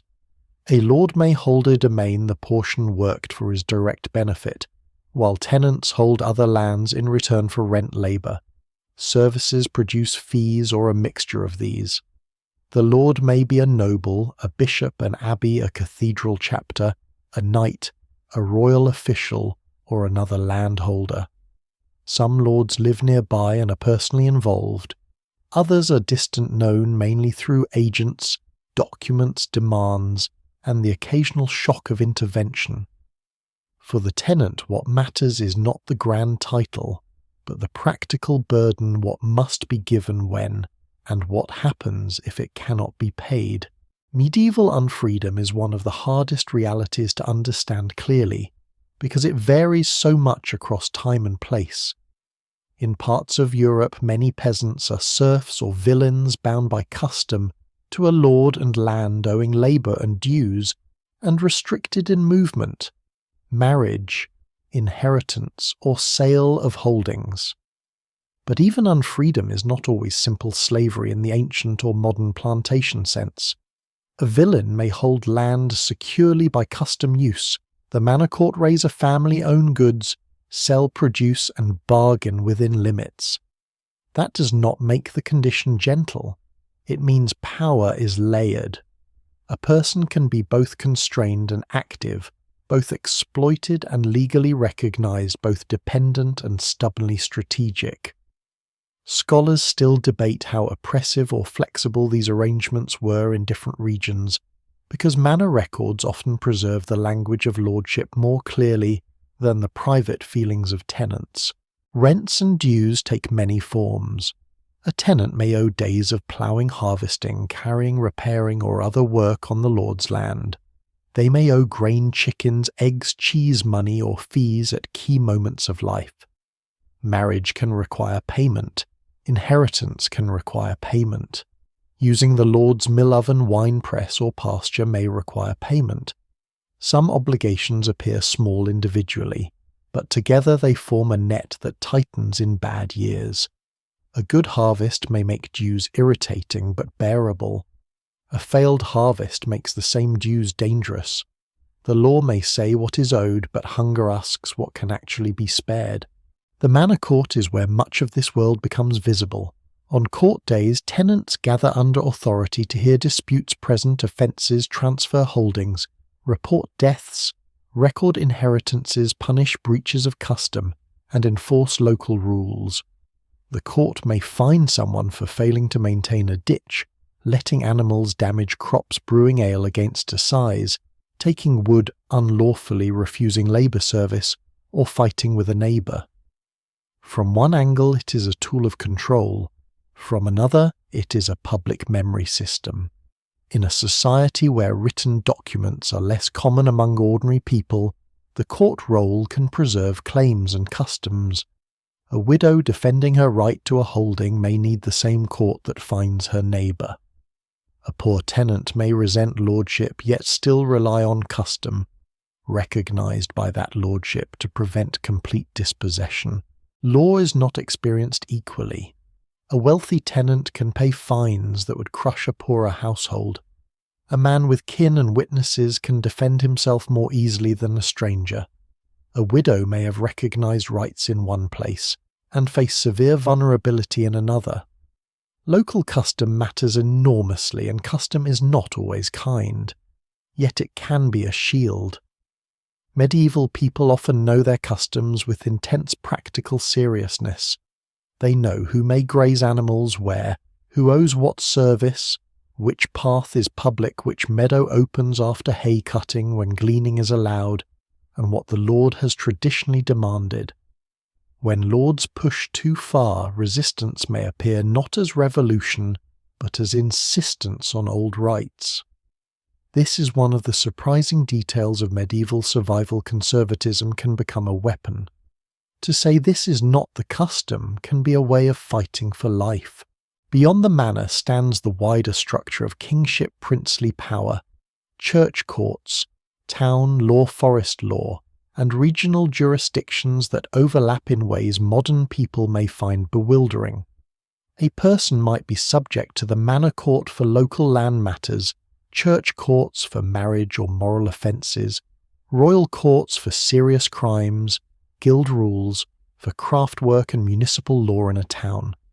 Jurisdiction can be confusing, but confusion can create room for manoeuvre. People appeal, delay, evade, negotiate, seek, patrons, hide, goods, flee, or use one authority against another. No single explanation fully accounts for medieval legal life, because law is both ideology and practical battlefield.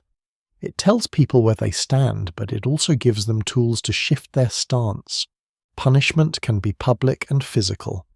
Fines are common because authorities like revenue and because money penalties are practical.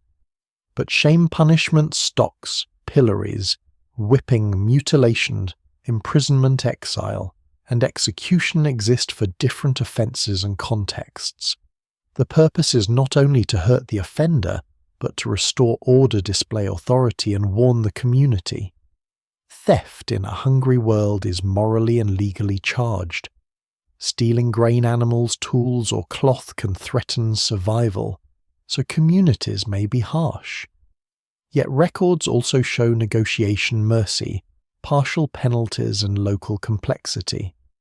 The evidence remains incomplete because court documents give outcomes more often than motives. A stolen sheaf of grain may be crime, desperation, opportunity, or all three. Lordship is often justified as protection. The lord is supposed to defend land, maintain order, uphold justice, and represent a larger stability. In a world of raids, feuds, banditry, and political violence, protection is not meaningless. A fortified manor castle or armed retinue can matter. A powerful patron can shield dependents from rivals. A monastery can protect its tenants through influence. But protection has a price, and the price is often paid by those least able to refuse. The relationship between protection and extraction is one of the deep tensions of medieval survival. People may need authority and suffer from it at the same time. The Church adds another layer of obligation through tithes, fees, moral discipline, and spiritual authority. The tithe, often understood as a tenth of produce or income, supports clergy and religious institutions, though the exact form varies. Parish priests baptize, marry, bury, preach, hear confession, and tie ordinary life to sacred order. Monasteries may own vast estates, making them spiritual centres and landlords at once. A peasant might seek charity from an abbey that also demands rent. This contradiction is not accidental. It is built into the medieval world. Institutions that save souls also manage property. Institutions that feed the poor also collect from them. Scholars still debate how ordinary people balanced resentment, devotion, dependence, and belief. But the relationship is clearly not simple. In towns, obligation takes different forms. Guilds regulate craft, labour quality, apprenticeship prices, reputation, and access to trade. For members, they can provide identity training, mutual support, religious life, and economic protection. For outsiders, they can exclude. Town governments enforce market rules, sanitation regulations, building codes, taxes, and public order. Freedom in a town may be greater than rural dependence in some ways, but it comes with its own controls. A baker cannot simply sell underweight bread without risk. A brewer may be fined for bad ale. A merchant may depend on tolls, weights measures credit and political favour. Urban survival is less tied to one field, but more tied to cash, regulation, supply chains, and reputation. Debt is one of the most dangerous invisible structures. A household can survive one bad season by borrowing grain, seed money, or animals. But debt carries the future into the present. Interest, pledges, obligations, and dependency can erode security over time. A family may mortgage land, sell tools, lose livestock, or fall under the influence of wealthier neighbours. Debt can bind peasants to lords, workers to employers, townspeople to creditors, and nobles to financiers. It is not always destructive. Credit allows trade planting, marriage, and recovery. But in hard years, debt becomes a trap with legal teeth. And yet medieval people are not merely crushed under systems. They negotiate constantly. They form alliances through marriage. They use courts. They appeal to custom. They join guilds. They enter service. They migrate when possible. They hide small resources. They bargain over labour dues. They delay payment. They take advantage of lordly weakness, labour shortages, political conflict, or changing markets. After periods of demographic collapse, surviving workers in some regions gain leverage because labour becomes scarce. Authorities try to freeze wages, restrict movement, or reinforce old duties, but need gives workers bargaining power. Survival sometimes opens cracks in hierarchy. Power is therefore not a stone wall even when it's backed by one. It is a field of pressure, and people learn where it bends. The poor cannot simply choose freedom, but neither are they without tactics. The lord may own the mill, but the villagers know the paths. The court may record obligations, but tenants remember customs.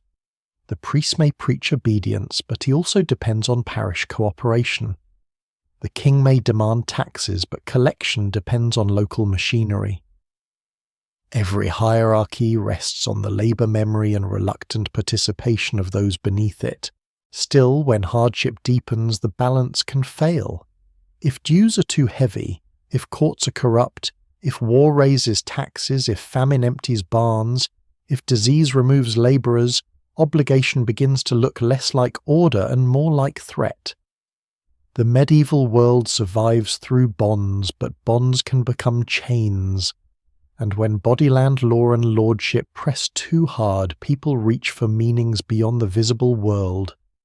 They turn to saints, relics, prayers, feast days, processions, confession charity, and the promise that suffering is not the whole story. Survival needs grain and shelter, but it also needs hope strong enough to carry fear. Faith is not a decoration placed on top of medieval life. It is one of the structures holding the world together. It shapes the calendar, the village, the body, the law, the household, the field, the grave, the fear of disease, the hope for harvest, the meaning of suffering, and the imagined fate of the soul after death. To modernize, religion can look like a separate category, something chosen privately or practiced in certain buildings at certain times. In much of the medieval world, faith is more like weather. It surrounds people whether they think about it carefully or not.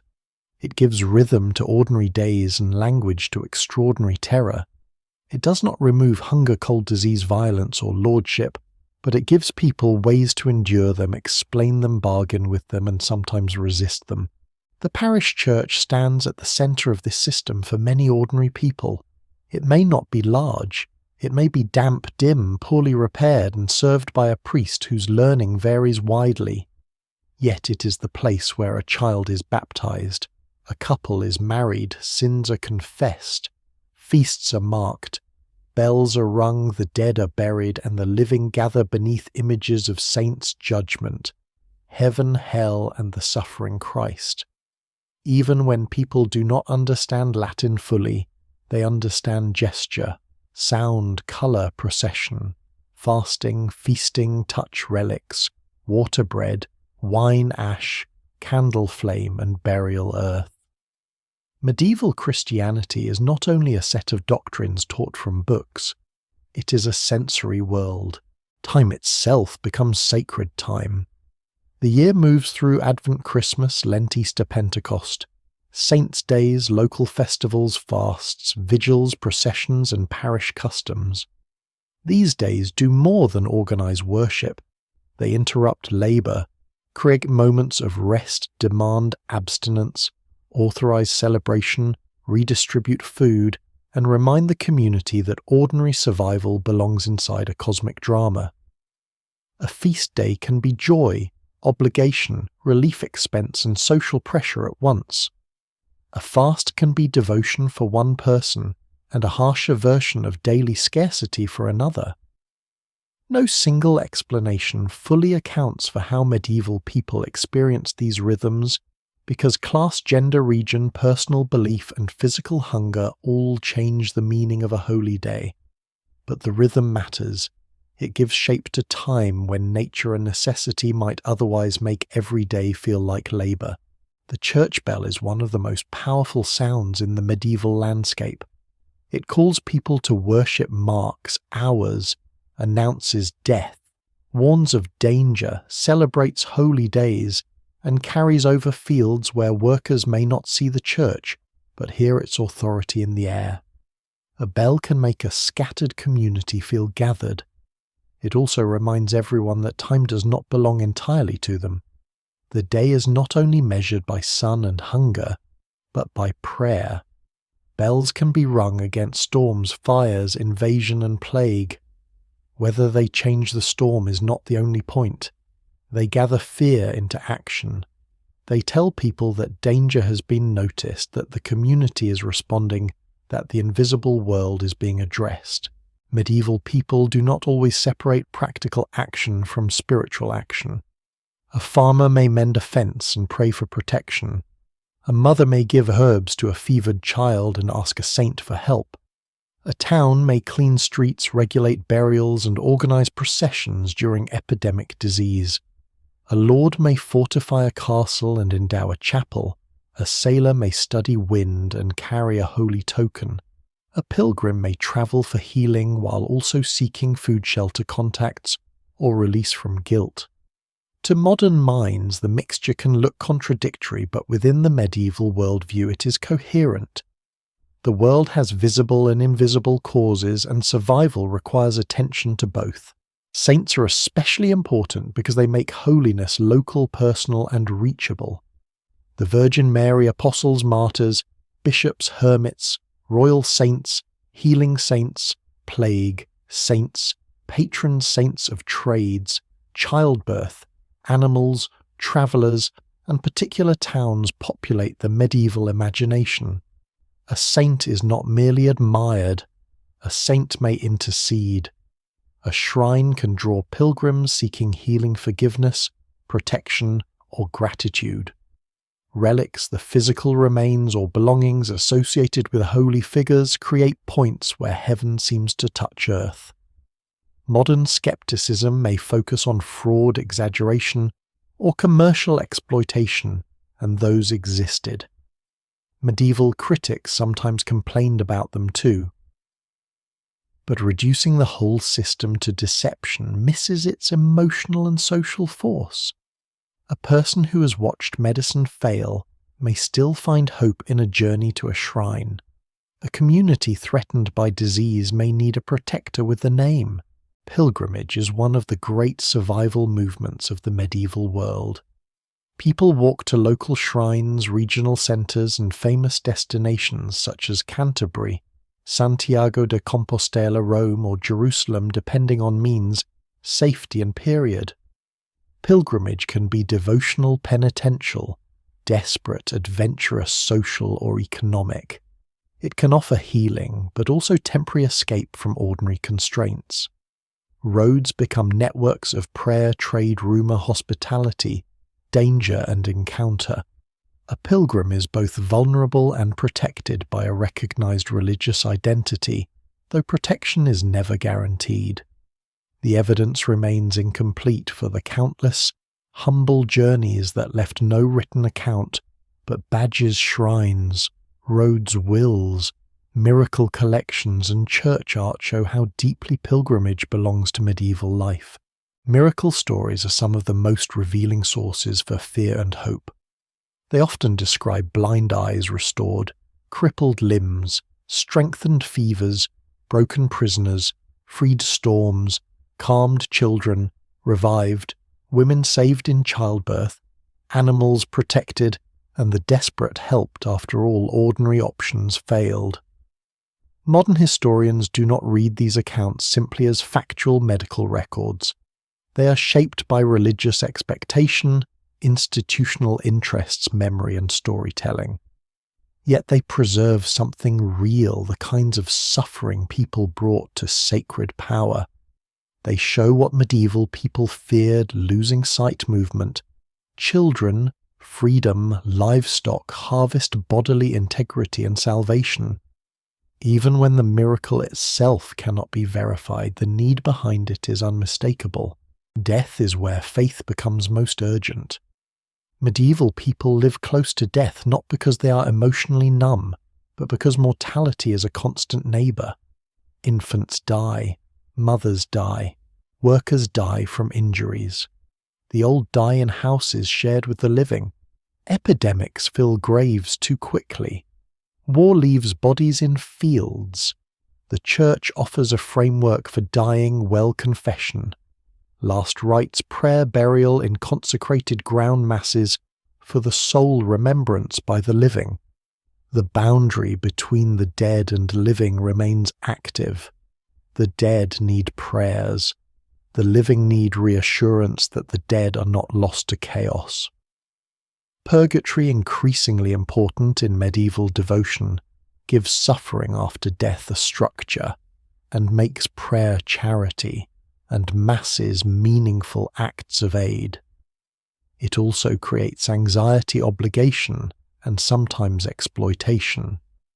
Scholars still debate how ordinary people understood the theology in detail, but they clearly acted as though the dead remained connected to the community. Burial is not only disposal, it is placement within sacred geography. to be buried near the church, near a saint near kin, or within consecrated ground matters. The poorest may receive simpler burials, but the desire for proper burial crosses social lines. A body outside the community of the dead can be troubling. Suicides, criminals, strangers plague victims, and outsiders may face different treatment depending on law, custom, and crisis. In times of mass death, careful ritual can become difficult or impossible, and this failure adds spiritual distress to physical disaster. A plague pit is not only a practical response to too many bodies, it is a sign that the normal relationship between living and dead has broken under pressure. Charity is one of faith's practical survival tools. Giving alms feeds the poor, supports hospitals, aids pilgrims, and helps the giver's soul.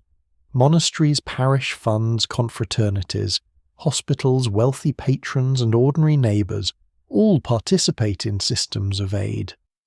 This charity is not modern welfare, and it is uneven, moralised, and sometimes controlling. The deserving poor may be treated differently from those seen as idle, disorderly, foreign, or suspicious. Yet charity can be the difference between life and death. A loaf at a monastery gate, a bed in a hospital, a parish collection, a widow receiving help from neighbours, a guild supporting a member's burial. These acts stitch spiritual belief to bodily survival. Guilds and confraternities show how faith and mutual aid intertwine. A craft guild may regulate work, but it also sponsors religious observances, maintains altars, supports members in sickness, assists widows, and ensures funerals.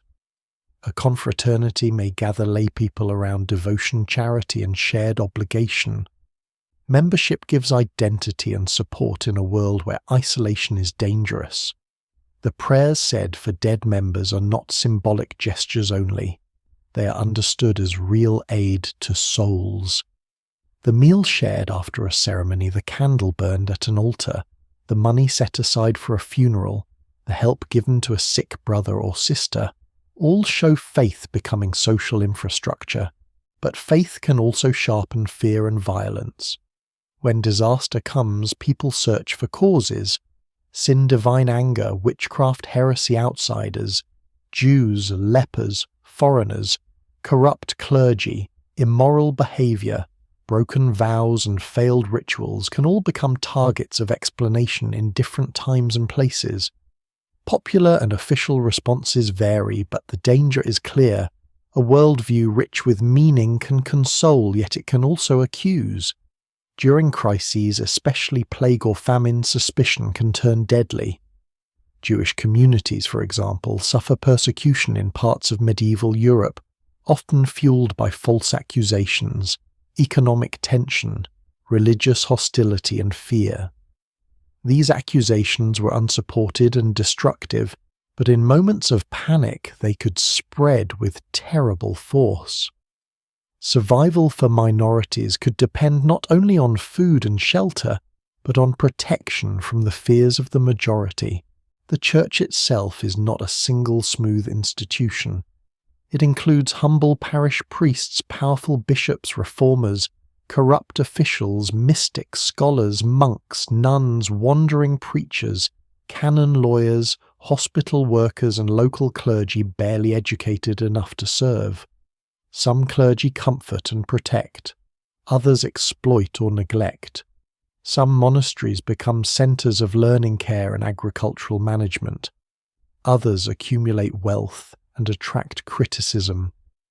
Reform movements repeatedly call the Church back to poverty, discipline, and purity, which suggests that medieval people are well aware of its failures. Faith is not simple obedience. It includes devotion, doubt, resentment, fear, bargaining habit, love, and anger. Heresy and dissent reveal the tensions within medieval religious survival. Some groups challenge clerical wealth sacraments, authority, or official doctrine. Authorities respond with preaching reform, investigation, punishment, and sometimes violent repression. To rulers and church leaders, unity of belief can seem essential to social order and salvation. To dissenters, official religion may appear corrupt or spiritually dangerous. For ordinary people, these conflicts can become matters of life, death, loyalty, and local identity.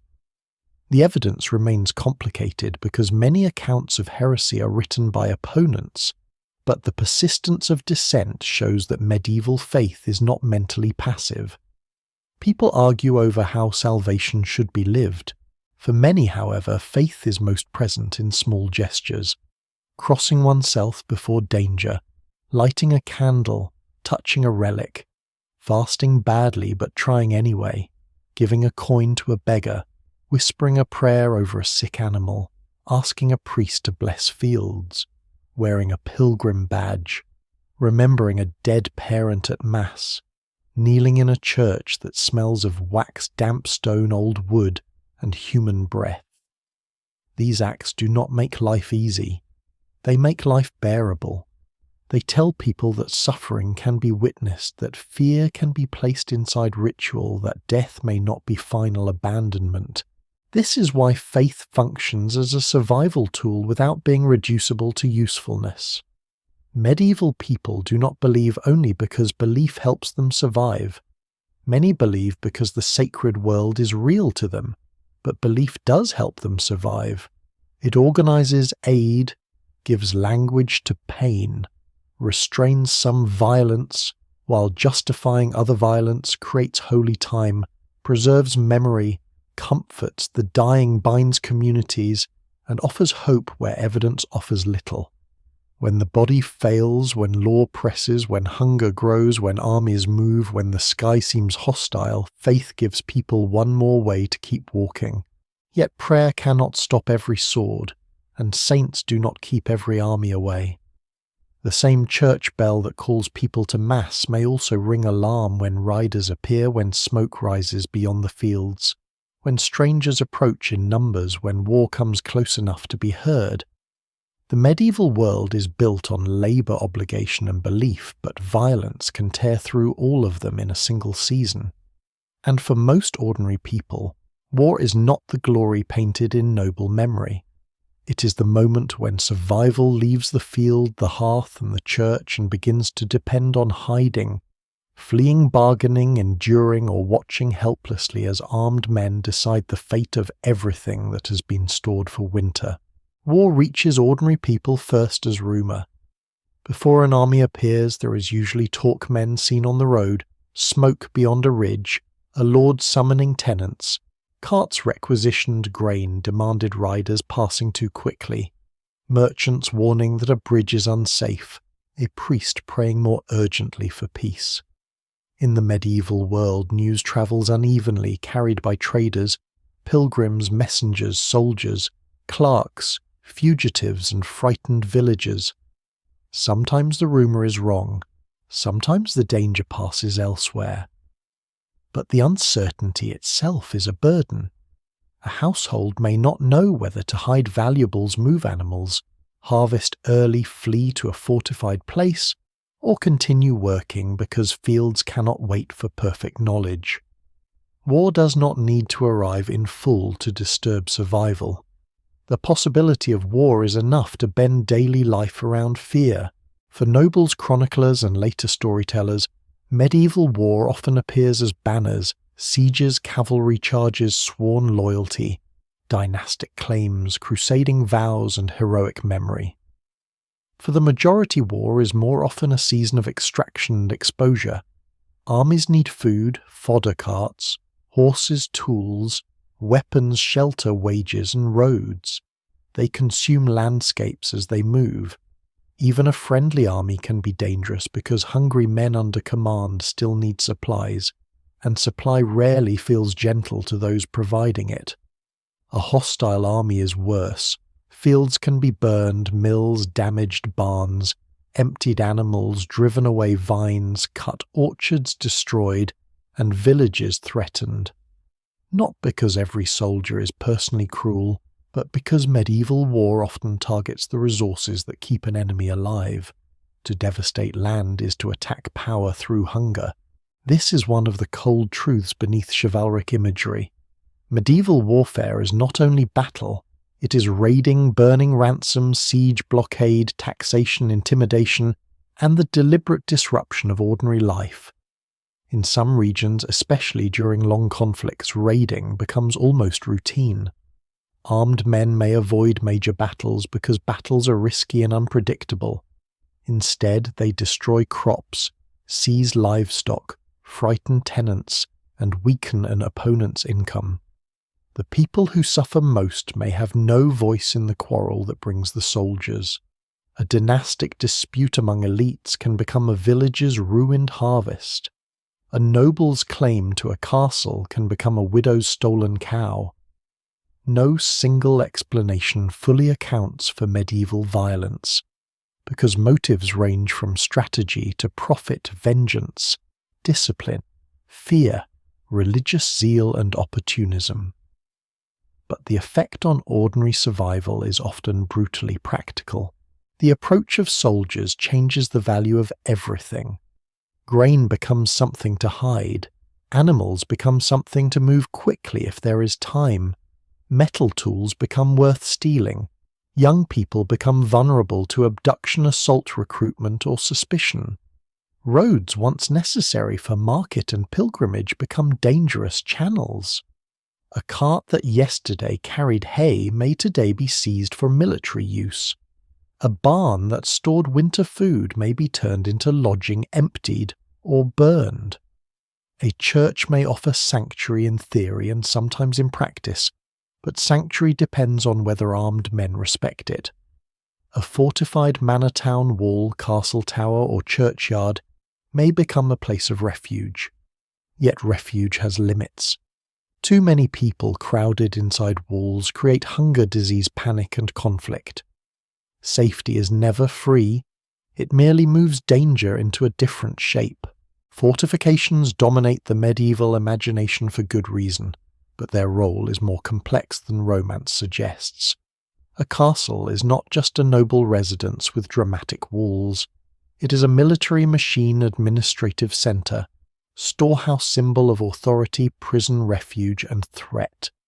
Its presence may protect nearby people from raiders, but it may also draw attack. It may offer shelter, but it also represents the Lord's power to demand labour taxes and loyalty. Villagers might flee toward a castle in danger, even while resenting the obligations that built and maintained it. Town walls work similarly. They can preserve life and trade, but they also create crowded, expensive, regulated spaces where not everyone is equally welcome. Scholars still debate how consistently rural populations had access to fortified refuges in different regions, because local arrangements varied widely. What survives in the record suggests that people used whatever defences existed: walls, ditches, towers, forests, marshes, caves, islands, and flight. Siege is one of the most terrifying forms of medieval war because it turns survival into arithmetic. A besieged town or castle must count grain, salted meat, water arrows, fuel animals, medicine, and morale. The attacker must count time, disease, weather money supply lines, and political patience. For those trapped inside, daily life narrows. Food is rationed, prices rise, animals are slaughtered, wells become precious. Disease spreads in crowded conditions. Fear moves between houses and barracks. The soundscape changes: hammers, stones, engines, digging, shouting, bells, prayers, collapsing masonry, and the dull waiting that may be worse than noise. Siege engines and mining threaten walls, but hunger often does more patient work. A city does not need to be stormed if it can be starved. For civilians, surrender can be salvation or catastrophe. Terms matter. A garrison may be spared while poorer residents pay the price. A town that resists may face harsher treatment if taken by assault. Ransom might save wealthier captives while those without value are killed, displaced, or ignored. Medieval warfare has rules and customs, especially among elites, but these rules are unevenly applied and frequently broken. The language of honour does not reliably protect the poor. The evidence remains incomplete because chroniclers often focus on commanders, miracles, betrayals, and political outcomes, rather than the nameless people who endured the siege. But archaeology and scattered records reveal burned layers, mass graves, damaged walls, hurried repairs, and bodies that show violence at close range. Ransom is another lesser-known survival system, though it favours those with status. Knights, nobles, merchants, clergy, and wealthy townspeople may be worth more alive than dead. Capture becomes an economic event. A prisoner's family, lord, town guild, or religious community may raise money for release. This can restrain killing among elites, but it creates a grim hierarchy of value. The poor rarely possess ransom value. A peasant caught in war may be robbed, beaten, used as labour, driven away, or killed without entering the formal economy of honourable captivity. War measures human worth in coin lineage and usefulness, and the scale is cruelly uneven. Military obligation reaches into villages long before battle. Lords may require tenants to provide labour for fortifications, carts for transport supplies for campaigns, or men for local defence. In some places, peasants serve in levies or militias. Towns maintain watch duties, gates, walls, and trained citizens. Archers, crossbowmen, foot soldiers, engineers, miners, sailors, wagoners, smiths, cooks, and servants all belong to the machinery of war. The medieval battlefield is not populated only by shining cavalry. It depends on workers. A campaign can pull labour away from harvest, and the timing can be disastrous. A man summoned to serve may leave behind a household that still needs ploughing, reaping, repairing, and protection. Taxes deepen the wound. War is expensive. Kings and lords need money to hire soldiers, build ships, maintain castles, buy weapons, pay allies, and finance campaigns. New taxes or heavier collections constrain communities already near the edge. Resistance to taxation is a recurring feature of medieval political life because people understand the link between distant war and local hunger. A tax assessed on paper becomes grain, sold tools, pawned animals, lost marriages, delayed debts, incurred, and resentment stored. Sometimes resentment turns into petition, sometimes into evasion, sometimes into revolt. When authorities demand more than communities believe they can bear, the question of survival becomes political. Revolt is not simply chaos. Many medieval uprisings are rooted in specific grievances, taxation, labour demands, lordly abuse, legal restrictions, enclosure of rights, corruption, war burdens, or religious tension. Rebels may appeal to tradition, justice, the king against corrupt advisors, or divine order. They may destroy records, attack officials, seize towns, demand charters, or refuse obligations. Authorities often describe them as disorderly, wicked, or irrational, but the grievances can be precise. The evidence must be handled carefully, because much of it comes from those who suppressed revolt. Still, rebellion shows that survival has limits. People endure much, but not infinitely. When hunger, law, and power combine too sharply, the village that once kept order may produce organized anger. War also creates movement. Refugees leave burned villages, contested borders, famine-struck regions, or towns under threat. Some move temporarily to forests, marshes, fortified sites, monasteries, or kin in safer places. Others never return. Displacement breaks the survival systems built around land neighbours' rights and memory. A family without access to its fields may become beggars, labourers, servants, migrants, or the dead. Roads fill with people who are no longer simply travellers, but uprooted households carrying what they can. Host communities may offer charity, exploit them, fear them, or drive them away. The medieval world values hospitality, especially under religious ideals, but scarcity makes hospitality fragile. Women experience war in ways that records often understate. They defend households, hide goods, negotiate with soldiers, maintain production. When men are absent, care for the wounded, mourn the dead, manage displacement, and face sexual violence that sources may mention indirectly or not at all. Noble women may organize defense of castles or estates, arrange ransoms, and manage political survival. Peasant women may carry the heaviest invisible burdens, keeping children alive when food is seized, finding shelter after destruction, preserving seed grain, rebuilding homes, and navigating danger from armed men. What survives in the record suggests that war changes women's labor and risk profoundly, even when chroniclers focus elsewhere. Children, too, are not outside war. They flee, hide hunger, witness violence, lose parents, become servants, join armies as pages or camp followers, or grow up in regions where conflict is normal background. A child who survives war may carry memory in ways no record captures.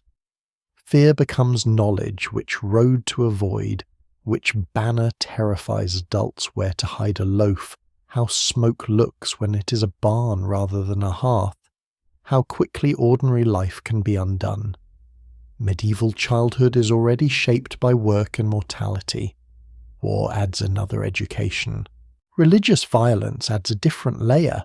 Crusades, campaigns against heresy, conflicts between Christian and Muslim powers, wars involving pagan frontiers and persecution of minorities all show how faith can intensify warfare.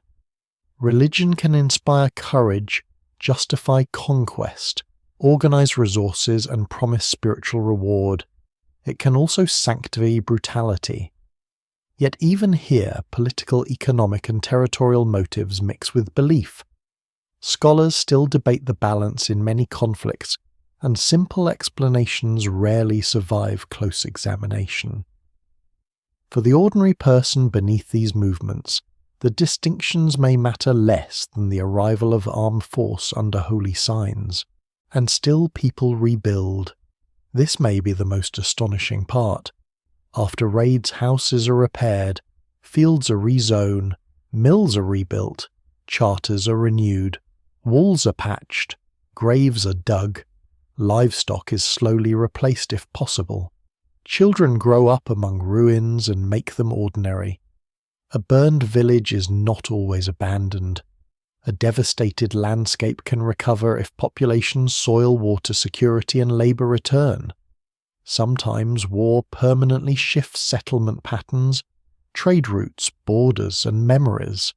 Sometimes it leaves only a dark layer in the ground and a few lines in a chronicle. Survival after war is not a return to innocence. It is the making of a new normal from what remains. For most medieval people, war is therefore not one event, but a shadow passing repeatedly across the systems that keep them alive. It threatens food, shelter, labor law, faith, family animals, memory, and the body itself. It exposes the inequality of protection and the fragility of order. Yet it also reveals resourcefulness, hiding stores, using terrain, appealing to custom-seeking refuge, negotiating surrender, rebuilding after fire, and keeping enough seed for another attempt at life. When the armed men move on, they leave behind more than ruins.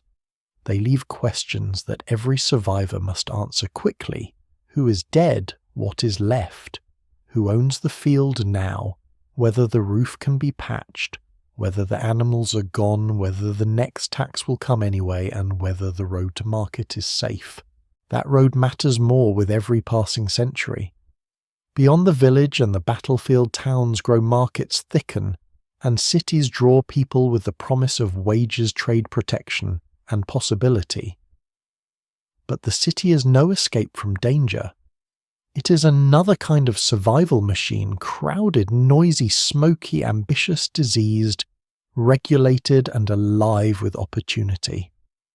The person who enters its gate leaves behind one set of risks and steps into another where food comes through markets, work through guilds, and wages danger through strangers and fire, and the air itself carries the smell of human closeness.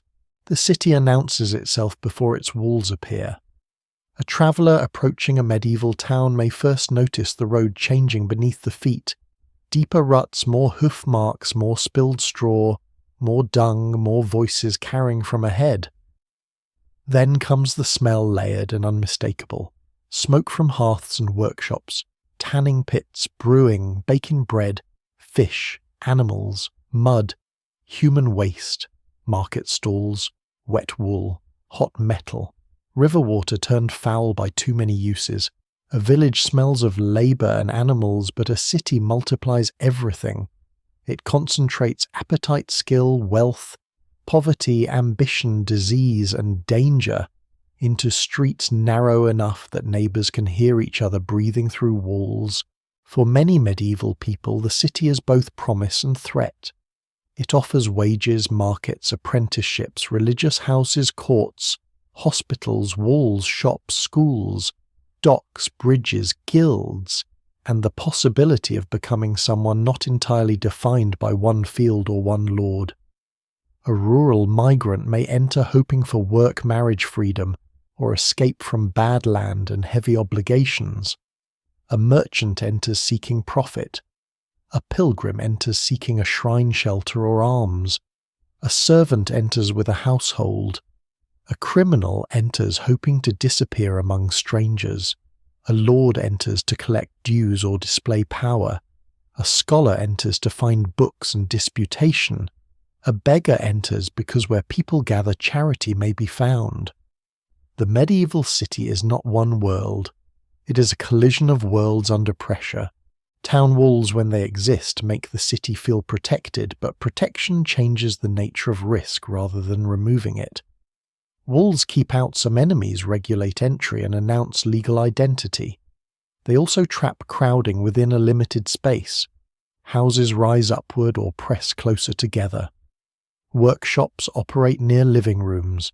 Animals move through streets. Carts block passage. Waste runs in channels, lies in yards, collects in pits, or is dumped where authorities wish it would not be dumped.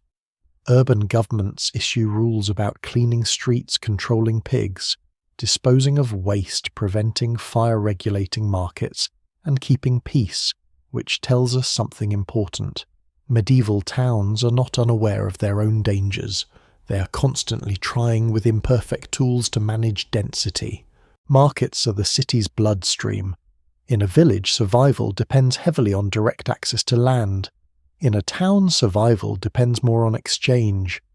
Bread may come from bakers' grain from surrounding countryside fish, from rivers or distant coasts, meat from butchers, ale from brewers, cloth from weavers and merchants, shoes from cordwainers, ironwork from smiths, candles from chandlers, and imported luxuries from networks reaching far beyond the walls. A town is therefore powerful and vulnerable at the same time. It can draw food from many places, but if roads are blocked, bridges broken, ships delayed, prices manipulated, or harvests fail across a wide region, urban hunger can arrive quickly. The city does not grow grain in its streets. It survives by trust transport law credit and the labour of invisible countryside. The market itself is a regulated theatre of survival. Weights and measures must be watched because a dishonest measure can steal food from the poor without drawing a knife. Bread weight is controlled because bread is too important to leave entirely to private greed. Ale quality is tested because weak, spoiled, or overpriced drink affects daily life. Meat, fish, grain, cloth, and fuel all become subjects of inspection, dispute, and punishment. The authorities may act out of public concern, self-interest, revenue, or fear of unrest. Often all of these motives mix. A baker who sells underweight loaves is not simply cheating customers. He's disturbing the fragile moral economy of food. In hard times, that can be dangerous. Guilds give urban work its structure. A guild may train apprentices, regulate masters, control quality, protect trade secrets, support members, sponsor religious observances, and defend economic privileges. To enter a craft is not merely to learn a skill, it is to enter a hierarchy. A boy, or sometimes a girl, depending on trade and region, may be apprenticed young, living in a master's household, learning through labour discipline, obedience and repetition. Journeymen work for wages, moving between shops or towns, in some traditions carrying skill and restlessness with them.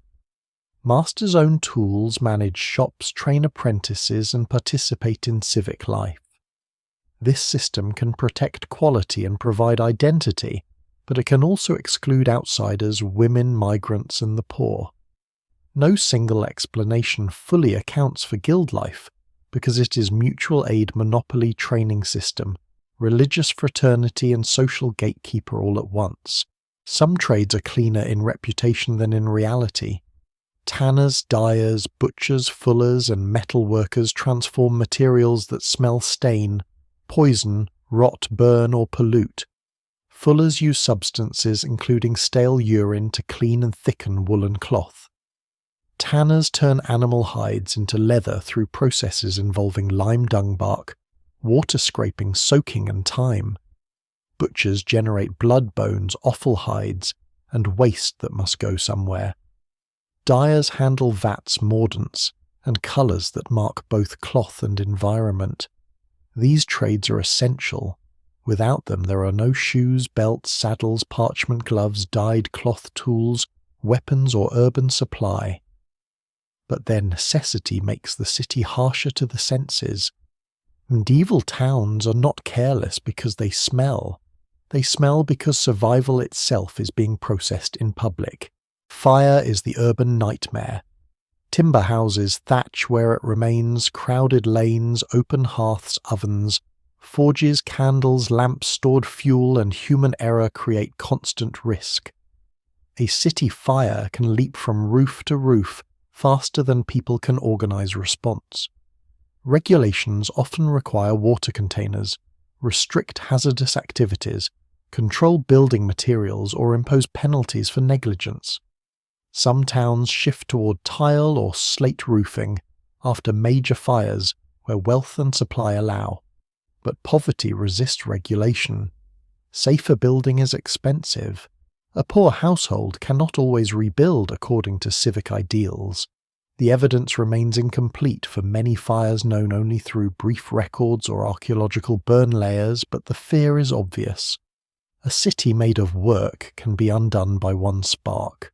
Crime in the city has a different texture from crime in the village.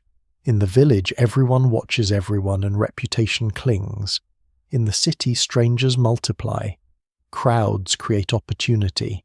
Theft, fraud, assault, prostitution, gambling, smuggling, drunken violence, and disputes over debt appear in court records. But urban crime should not be imagined as constant chaos. Towns develop watch systems, gates, curfews, courts, constables, ward organizations, and neighborhood responsibility. The problem is not the absence of order. It is the strain placed on order by density, inequality, and movement. A city is rich enough to attract thieves and poor enough to produce desperation. It is regulated enough to leave records and disorderly enough to fill them. Women's urban work complicates later assumptions. Women brew ale, sell food, keep shops, work in textiles, assist husbands, act as servants, trade in markets, lend money, manage property as widows, join some guild-related activities, and labour in ways documents often understate. A widow in a town may have more opportunity to continue a trade than a rural widow tied to landholding structures, though this varies widely. Some women become successful business operators. Others are trapped in poorly paid labour or vulnerable service. Urban life can open doors and expose people to new dangers at the same time. Scholars still debate the degree of female economic agency in different cities and centuries, but what survives in the record suggests that towns cannot function without women's labour. The poor are everywhere in the medieval city. Some are permanently poor, others fall into poverty through illness, widowhood, old age, failed apprenticeship, migration, disability, debt, or bad luck. Beggars gather near churches, markets, bridges, gates, and hospitals. Religious teaching encourages almsgiving, but authorities also fear disorder, fraud, and disease. The line between deserving and undeserving poor is drawn and redrawn. A blind beggar may receive pity. A strong stranger without work may draw suspicion. During crisis, even settled workers can become hungry crowds. Urban poverty is dangerous because it occurs in view of wealth. A merchant's fine cloth, a bishop's procession, a guild feast, and a starving labourer can occupy the same street. Inequality is not hidden by distance. It is heard in the stomach. Water is one of the city's most essential problems. Some towns rely on wells, fountains, rivers, conduits, rainwater cisterns, or vendors carrying water through streets. Clean access varies sharply. Rivers are used for drinking, washing industry, transport waste, and power, which is an ambitious burden for any river to carry. Authorities may prohibit dumping filth in certain places or regulate trades near water, but enforcement is imperfect. The modern idea that medieval people knowingly drank only alcohol because water was always unsafe is false, yet water quality is a real concern. People do drink water, and they also drink ale, beer, wine, cider, or other beverages depending on region and status. The practical point is not that water is never used, but that managing safe water in crowded settlements is difficult. Urban animals blur the line between town and countryside. Pigs root through streets, horses pull carts, chickens scratch in yards, dogs roam cattle and sheep pass toward markets or slaughter, and rats thrive where grain and waste accumulate. Animals are essential for transport, food security, and trade, but they make sanitation harder. A pig loose in the street is not quaint. It can bite, spread filth, damage goods, and cause conflict. Urban regulations against wandering animals reveal how persistent the problem is. The city is human-made, but it is never fully human-only. Yet the city also dazzles. For someone from a small village, a great town can seem almost impossible. Bells from several churches, stalls full of goods, foreign speech, spices, coloured cloth, metalwork, bookshops near universities, ships at docks, entertainers, relic processions, royal entries, public punishments, fairs, taverns, and crowds, thick with faces that do not know one's family history. Anonymity can be frightening, but can also be liberating. A person can reinvent themselves more easily in a city than in a village where every field remembers a grandfather. Town air makes free is associated with certain legal traditions in parts of medieval Europe, where residents in a town for a set period could help a serf claim freedom, though the details vary and should not be romanticized. Still, the possibility matters. The city can loosen old bonds. Universities and schools add another layer to urban survival, though mainly for a minority. Students and masters gather in places such as Paris, Bologna, Oxford, Cambridge, Salamanca, and other centres, creating communities of learning that are also noisy, quarrelsome, expensive, and sometimes violent. Books are precious, rent is high. Students need food, lodging, patronage, and protection. Town and gown conflicts show that learning does not float above daily life. It collides with landlords, tavern keepers, authorities, and citizens. A university town survives through intellect and appetite at once. Hospitals, almshouses, and religious institutions soften some of the city's sharp edges. They care for the sick, poor, elderly, pilgrims, orphans, and dying, though capacity is limited and rules vary. Monasteries and friaries preach, beg, teach, bury, and distribute aid. Mendicant orders such as Franciscans and Dominicans become especially important in growing towns, addressing urban populations through preaching confession, charity, and intellectual life. Their rise reflects a changing world as towns grow. Spiritual care must move through streets, not only cloisters and rural parishes. Faith adapts to density, but density is exactly what makes the city vulnerable to epidemic disease. Crowded housing, trade routes, markets, animals waste, fleas, lice ships, carts, travellers, and poverty create conditions in which sickness can move swiftly. This does not mean every town is a death trap at every moment. Many urban residents live, work, marry, raise children, and prosper. But mortality in towns can be high enough that many cities depend on continual immigration from the countryside to maintain population. The city attracts the living and consumes many of them.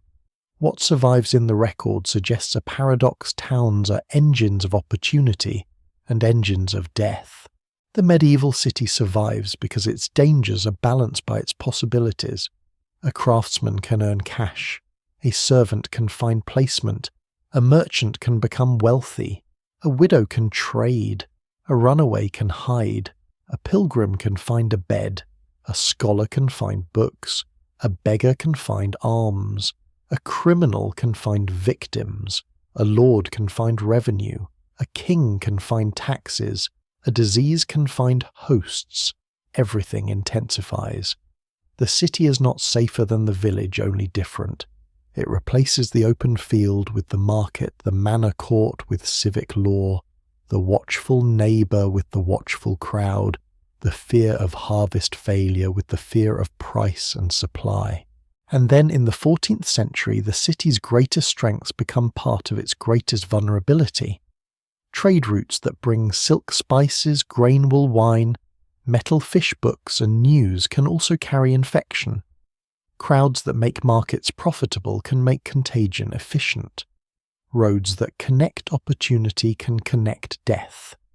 The medieval world has known famine, fever, war and grief before, but the plague that arrives in the middle of the 14th century changes the scale of fear.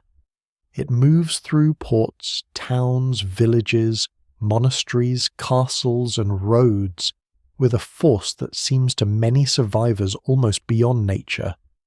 The systems built for survival remain, but suddenly they are overwhelmed by a disaster that turns breath, touch, trade, burial, and care into sources of terror.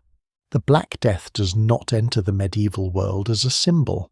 It enters as sickness in bodies, as swelling beneath skin, as fever, as terror.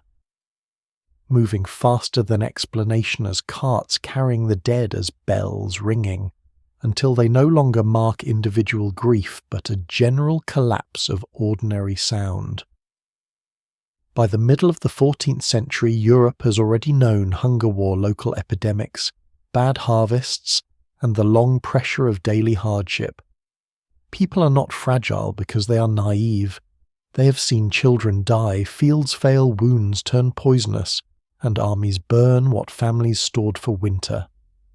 But the plague that sweeps across Europe, North Africa, and Western Asia in the 1340s arrives on a scale that strains every survival system at once. It does not merely kill, it breaks expectation.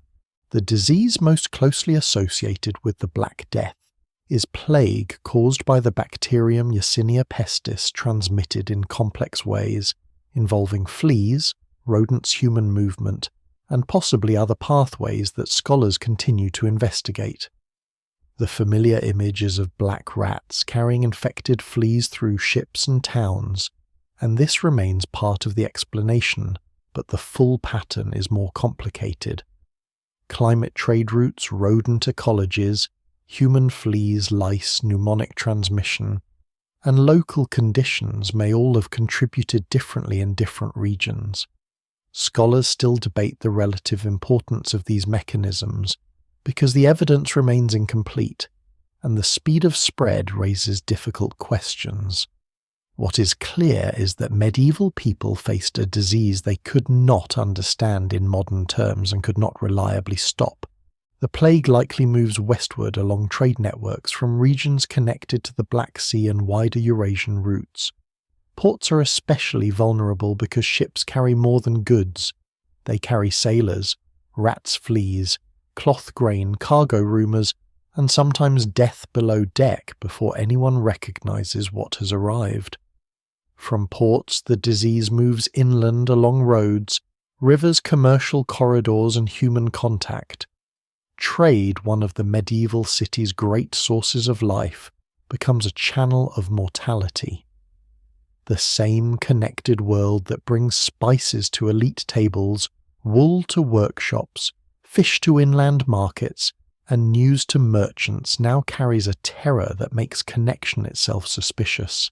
The symptoms described by medieval observers vary, but the most famous include sudden fever weakness, vomiting pain, dark blotches and swellings in the groin armpit or neck known as buboes. Some forms kill with terrifying speed. Pneumonic plague affecting the lungs can spread from person to person through respiratory droplets and may kill rapidly. Septicemic forms can darken tissues and overwhelm the body. Medieval writers often describe the disease in moral, cosmic or apocalyptic language, and their accounts must be read carefully, but their fear is not exaggerated in essence. In many communities, death comes so quickly and so repeatedly that the normal sequence of care, confession, burial, mourning, and inheritance cannot keep up. Ordinary survival rules begin to fail. Staying close to kin may spread sickness. Nursing a neighbour may be an act of charity and a path to death. Gathering for prayer may comfort the community and increase risk. Fleeing may save some and carry infection elsewhere. Closing gates may come too late. Burning herbs, cleaning streets, ringing bells, carrying relics, or regulating movement may offer structure but not certainty. Learned physicians produce explanations through humoral theory, astrology, corrupted air-poisoned atmosphere, and environmental imbalance. Some advice, such as avoiding foul air or crowds, may help in certain circumstances without identifying the real mechanism. Other measures do little. No single explanation fully accounts for medieval responses, because people are improvising under extreme uncertainty, with intellectual tools that cannot see the pathogen. The emotional shock is difficult to overstate. The Black Death appears to many as a world-ending event because it violates the normal scale of death. Medieval people are accustomed to mortality, but not to whole households dying in days, not to priests overwhelmed by confessions, not to graveyards filling beyond capacity, not to labour disappearing across fields, not to the possibility that touching the beloved dead might kill the living. Some chroniclers report that family members abandon one another. Others record extraordinary acts of care. Both can be true. Catastrophe does not produce one kind of human being. It reveals many: the frightened, the faithful, the selfish, the devoted, the opportunistic, the numb, the practical, and the broken. Burial becomes one of the central crises. A normal medieval death requires ritual. The body is washed, wrapped, carried, prayed over, placed in consecrated ground, remembered. The dying receive spiritual care if time and clergy allow. The community acknowledges loss. Plague compresses all of this. Bodies accumulate. Graves are dug quickly. Mass burial pits appear in some places not because the dead no longer matter, but because the living cannot maintain normal practice under overwhelming pressure. This failure is spiritually horrifying. To bury without full ritual, without proper time, without individual attention, is not merely administrative breakdown. It feels like the tearing of the bond between living and dead. Clergy suffer heavily in many regions because their role brings them close to the sick and dying. Priests hear confessions, administer last rites, bury bodies, comfort survivors, and continue worship. Some flee, some remain and die. Religious houses lose members. Parish structures can be strained or temporarily broken. Replacement clergy may be younger, less trained, or hurried into service, yet the church does not vanish. It absorbs loss, interprets catastrophe processes, grief and struggles to restore order. The plague damages trust in some places, especially where clergy fail or institutions seem helpless, but it also deepens devotion for many.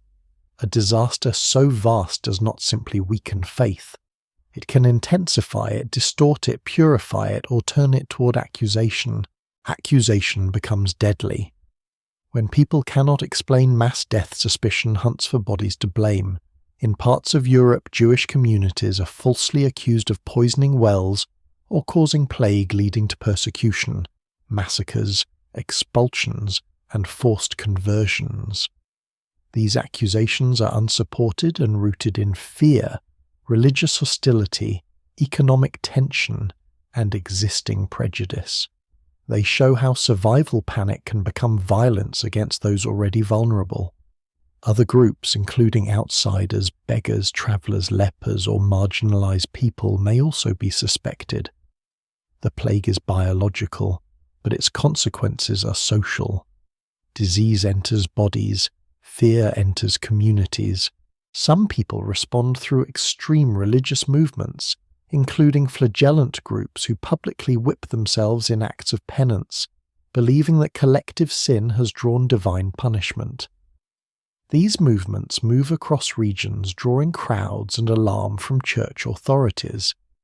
To modern observers, the sight may seem strange or fanatical, but within the emotional landscape of plague, it becomes more understandable. If ordinary medicine fails, if priests are overwhelmed, if death seems like judgment, then bodily suffering can appear as a way to negotiate with God. Church authorities often view uncontrolled movements with suspicion because they challenge clerical order and can inflame violence. The evidence remains complicated, but the rise of such movements shows how quickly survival can become theatrical, communal, and desperate. Economically, the plague transforms the medieval world because death removes labor. Fields lack workers, tenants die, artisans vanish, servants become scarce, lords lose rent, workshops lose hands, families inherit unexpectedly or disappear completely. In many regions, surviving laborers find that their work is suddenly more valuable.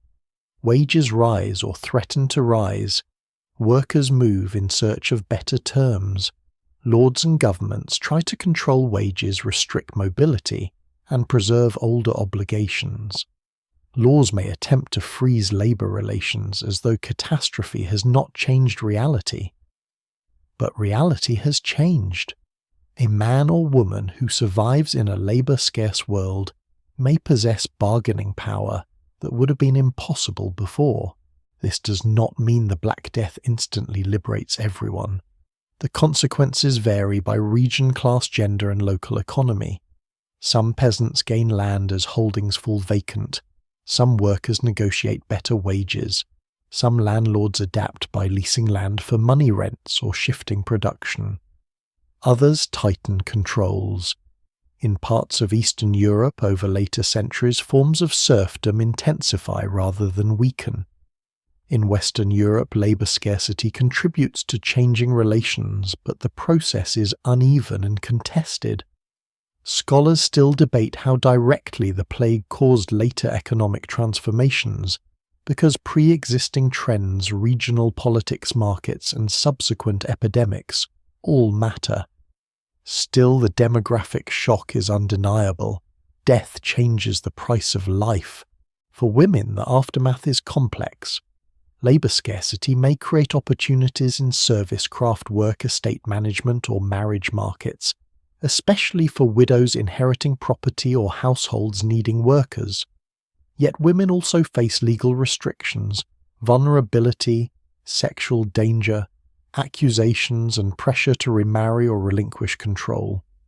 Some towns attempt to limit women's work in guilds or trades, even as their labour remains essential. The plague opens gaps in society, but gaps can be filled by opportunity or coercion. No single explanation fully accounts for women's experience, because it changes across place and status. What survives in the record suggests both new possibilities and old constraints reasserting themselves.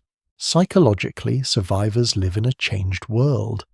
Empty houses, vacant fields, missing kin, abandoned tools, sudden inheritances and mass graves alter the texture of memory. A village that loses half its people cannot simply resume. The work remains, but the workers are gone. The church remains, but the priest may be dead. The field remains, but the family that worked it may have disappeared. Some settlements shrink, some are abandoned, some recover slowly through migration and remarriage. Others are reorganized by landlords or surviving tenants. The landscape becomes a record of absence.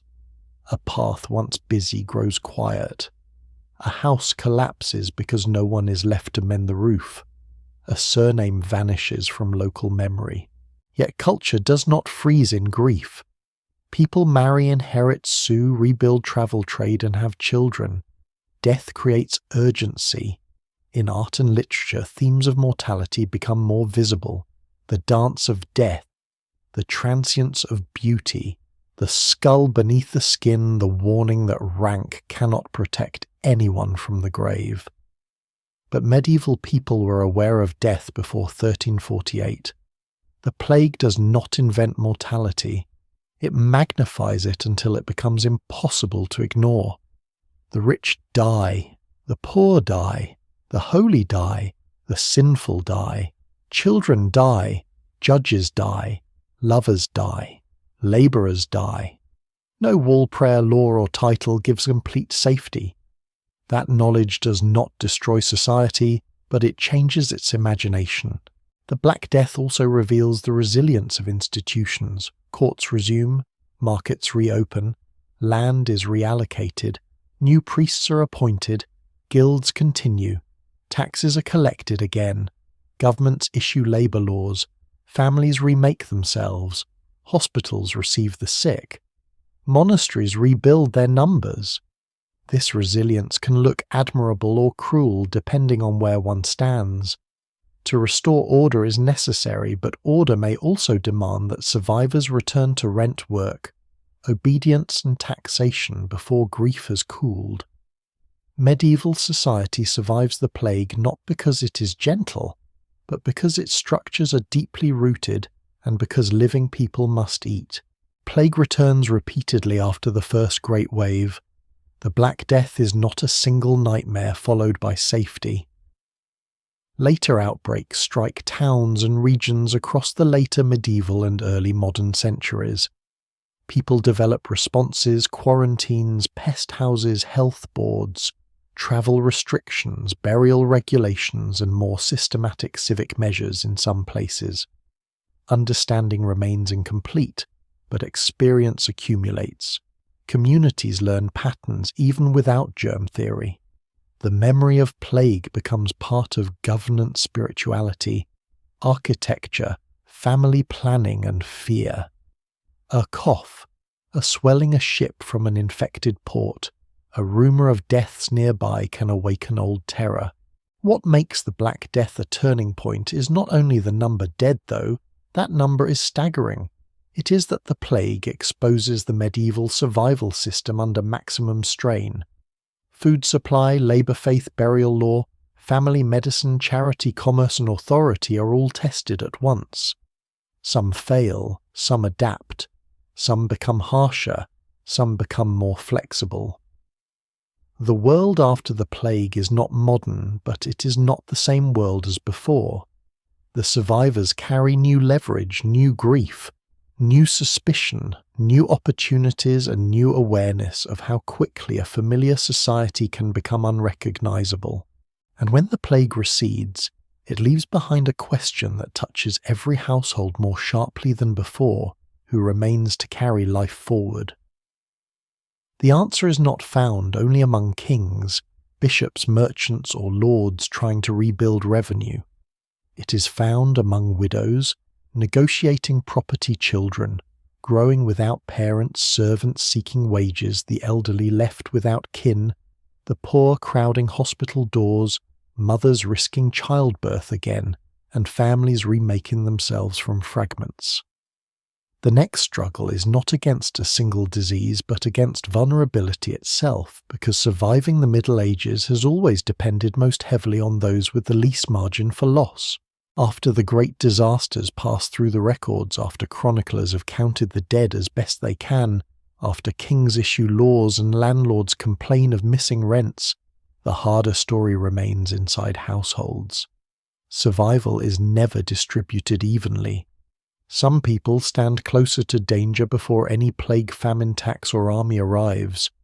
A strong adult with land-kin tools, animals, and recognized rights faces hardship differently from an orphan, a widow without support, a servant far from home, an elderly laborer with failing eyes, a pregnant woman in a hungry season, or a child born into a house already short of grain. The Middle Ages do not have one survival story. They have many layered by age, gender, wealth, health status, and belonging. Family is the first shelter for the vulnerable, but it is not always a gentle shelter. It can feed, protect, train, inherit, and remember. It can also discipline, exclude, overwork, marry off neglect, or fail under pressure. A medieval household must think economically, because survival demands it. Every person is loved or tolerated within a practical world of mouths, hands, rights, duties, and future expectations. A child is precious, but also costly. An elderly parent is honoured in principle, but may become a burden when stores are low. A widow may be pitied, respected, exploited, or feared depending on her property, kin-age, reputation, and usefulness. The evidence remains incomplete because private affection rarely enters legal records unless it collides with inheritance, guardianship, marriage, or dispute. But enough traces survive to show that medieval families are neither cold machines nor sentimental havens. They are working structures under strain. Childhood begins in danger. Birth itself is risky, and infancy is a fragile crossing. A newborn must survive delivery, cold feeding difficulties, infection, accident, and the thousand hazards of a world without modern pediatrics. Baptism is urgent not only as ritual, but as spiritual protection in a society where infant death is common enough to haunt every parent. The speed with which baptism is performed reflects a fear that the child might die before being received into the Christian community. To modern eyes, this can seem like theology placed above tenderness, but for medieval parents, the spiritual and emotional may be inseparable. To protect the child's soul is part of protecting the child. As children grow, they enter the labour of the household in stages. Very young children may watch animals gather kindling, scare birds, carry small loads, help with younger siblings spin weed, glean, sort, fetch, and learn the geography of need. Their work is not always heavy at first, but it is real. Play exists, and archaeological finds of toys, miniature objects, games, and playful marks remind us that medieval children are not simply small adults. They laugh, imitate, fight, explore, and imagine. But childhood is shorter in expectation than in many modern societies. Skill must be absorbed early because the household cannot wait for a long protected innocence. A child learns not only prayers and manners, but how to survive mud animals, fire, hunger tools, strangers, and authority. Orphans occupy one of the most precarious positions. If parents die, kin may take them in, property may be guarded for them. A lord or court may oversee inheritance, or a guardian may be appointed. In better cases, networks hold. In worse cases, children become servants, beggars, dependents, or victims of those who control their property. Guardianship records can reveal concern for inheritance, but they also reveal temptation. A child with land or goods can be exploited.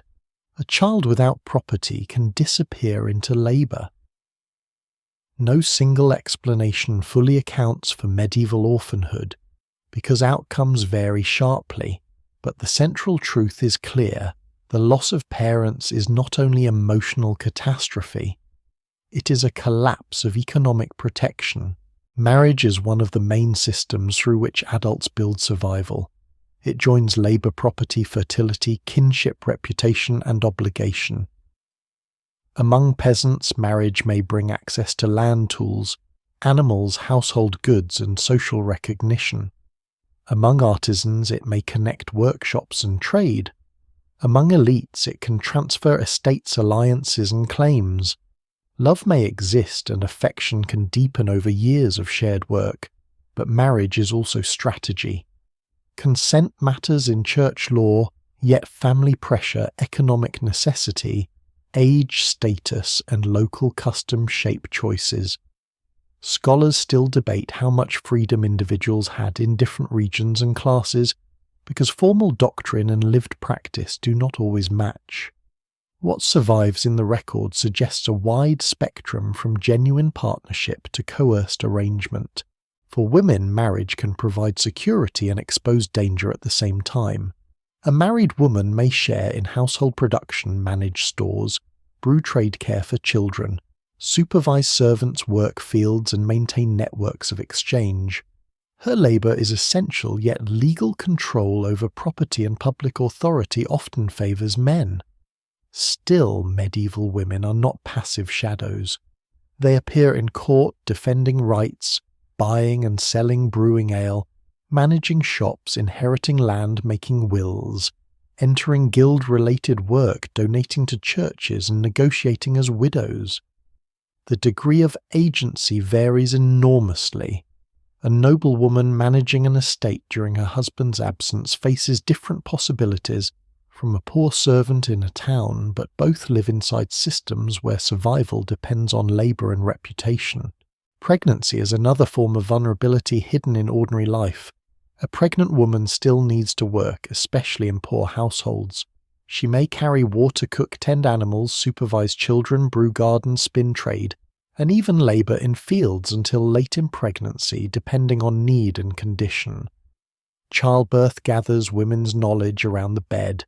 Midwives, neighbours, female kin, warm water linens, herbs, prayers, and rituals.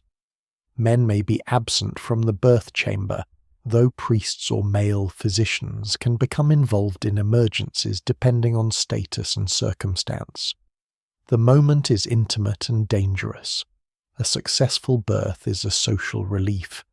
A failed one can leave a household without mother, child, or both, and survival plans collapse around the absence. Widowhood often reveals how much a woman's security depends on property and community recognition. A widow with land trade skills, adult children, or supportive kin may continue as household head, manage business, remarry by choice or pressure, or defend her rights vigorously. A poor widow without resources may fall quickly toward dependent service, begging, or charity. In some records, widows are highly visible because they appear in courts and wills. In others, they fade unless their poverty becomes an institutional concern. The widow is a figure of Christian charity, but charity is not the same as power. A loaf from a monastery gate may keep someone alive for a day. Recognized rights to land can keep someone alive through years. Old age is similarly uneven. Medieval life expectancy at birth is lowered by high infant and child mortality, but those who survive childhood can live into later adulthood, and some reach old age. The old may be valued for memory skill, childcare, craft knowledge, household authority, and prayer. They may also become vulnerable when strength fades. A farmer whose knees no longer hold a spinner, whose eyes fail a former servant without savings, an elderly widow with no children nearby. These people depend on family charity, parish support hospitals, or negotiated arrangements. Some transfer property to children in return for care, food, clothing, and a place by the hearth. Such agreements show affection and anxiety together. The parent gives up control, hoping that obligation will become bread. The disabled live across all ranks, though records often make them visible only through poverty miracle stories, hospitals, legal disputes, or unusual burials. Some are blind, lame, chronically ill, mentally distressed, injured, or born with conditions that limit certain work. Medieval society may interpret disability through sin, trial, divine mystery, natural imbalance, or simple misfortune. Responses vary from care to suspicion, from reverence to mockery, from inclusion to exclusion. A disabled person's survival depends heavily on usefulness, kinship wealth, and institutional access. Someone unable to plough may still spin, mend, sing, beg, pray, watch children, tend animals lightly, or perform specialized work. But where the margin is thin, reduced labor capacity can endanger the whole household. Poverty is not one condition. There are the settled poor known to the community and perhaps supported through gleaning rights, small plots, seasonal labor, parish aid, or neighborly help. There are the laboring poor, always working yet never secure. There are the shamefaced poor, once comfortable but fallen through illness, debt, widowhood, crop failure, or war. There are migrants and strangers whose lack of local belonging makes them suspect. There are beggars who survive through alms, performance disability, religious identity, or persistence. Medieval charity often distinguishes among these groups, sometimes compassionately, sometimes harshly. The deserving poor may be fed, the mobile poor may be feared. What survives in the record suggests that poverty is treated as both a spiritual responsibility and a public order problem. Servants stand between belonging and vulnerability. Many young people leave home for service, especially in towns or larger rural households, to earn wages, learn skills, and prepare for marriage. Service can be a stage of life, not only a mark of misery. Yet it places a person under another household's authority. Foodbed discipline, reputation, and future prospects depend on the master or mistress. Abuse, seduction, overwork, dismissal, or unpaid wages can damage a servant's life severely. Female servants may be particularly vulnerable to sexual exploitation and accusation. Male servants may be drawn into violence, theft, or unstable labor markets.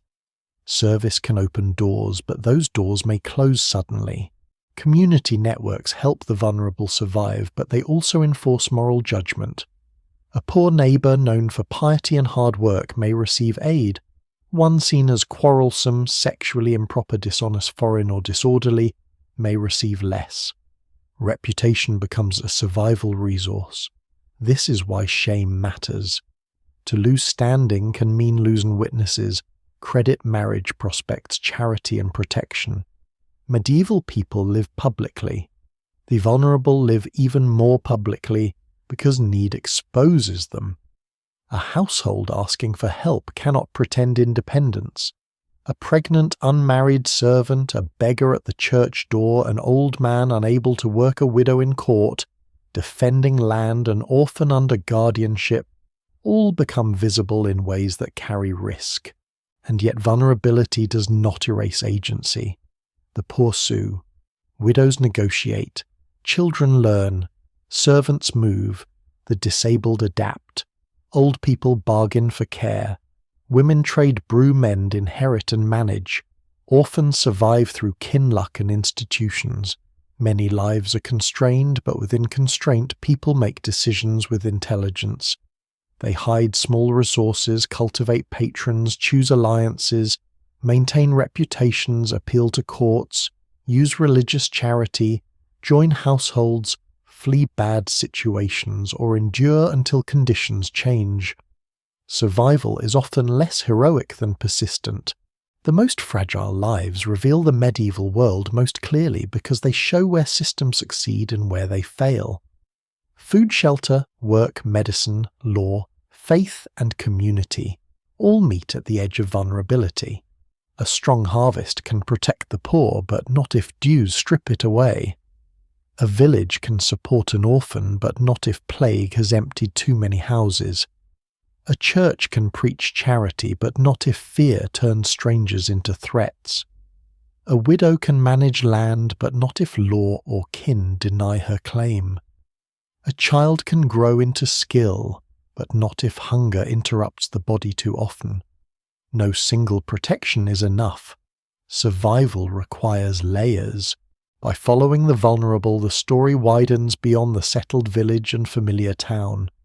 Not everyone remains where they're born. Some leave because they must. Some travel because faith calls them.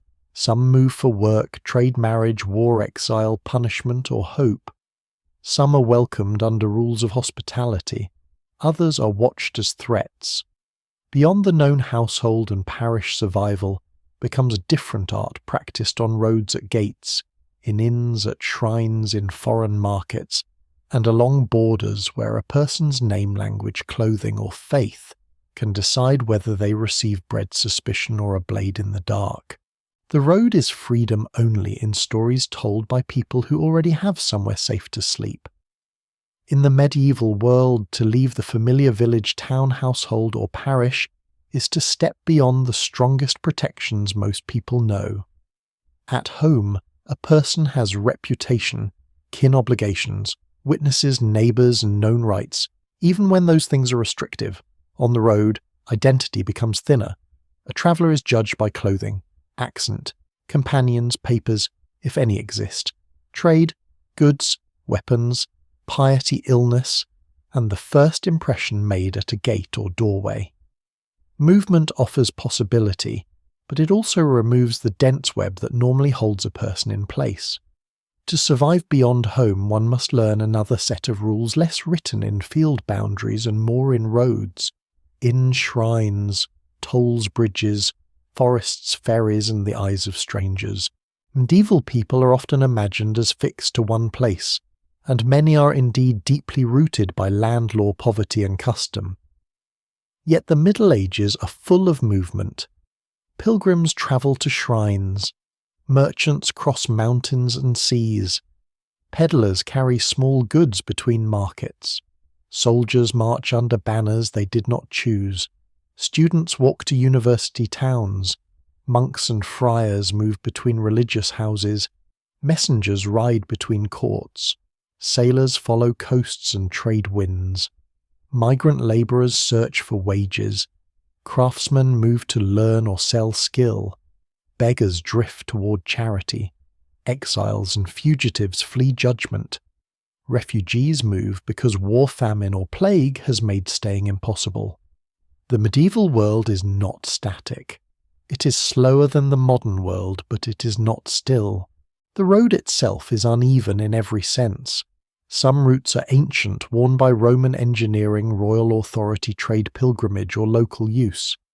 Others are little more than tracks through mud, woodland, moor, marsh, and hillside. Bridges are precious because water crossings can decide the safety and speed of travel. A bridge may be maintained by a town, monastery, lord, charitable foundation, or toll system. Ferries carry people where bridges are absent, and a bad ferry crossing can end a journey as surely as a bandit. In winter, roads become mud and ice. In summer, dust and thirst. In mountain regions, snow closes passes. In marshlands, one wrong path can lead into water, insects, and exhaustion. Travel is not measured only in distance. It is measured in surfaces, weather risk, animals, and access to help. The traveller's body becomes a tool under strain. Feet blister, shoes wear through, cloaks become bedding, bread hardens in bags, water must be found. A staff is support weapon and sign of movement. A pack that seems light at dawn grows heavier by dusk. Horses, mules, and donkeys improve speed and carrying capacity, but they must be fed, sheltered, shod, watered, guarded, and paid for. Many travellers walk because walking is what poverty permits. To travel on foot is to submit to weather directly. Rain soaks wool. Cold stiffens joints. Heat weakens. A twisted ankle can become a crisis if one is alone. Survival on the road depends on judging when to stop, whom to trust, how much to reveal, and whether the next settlement is close enough before dark. Hospitality is one of the great moral and practical systems of medieval travel. Christian teaching, monastic tradition, local custom, and simple reciprocity all encourage the feeding and sheltering of strangers, especially pilgrims, the poor, and travellers in need.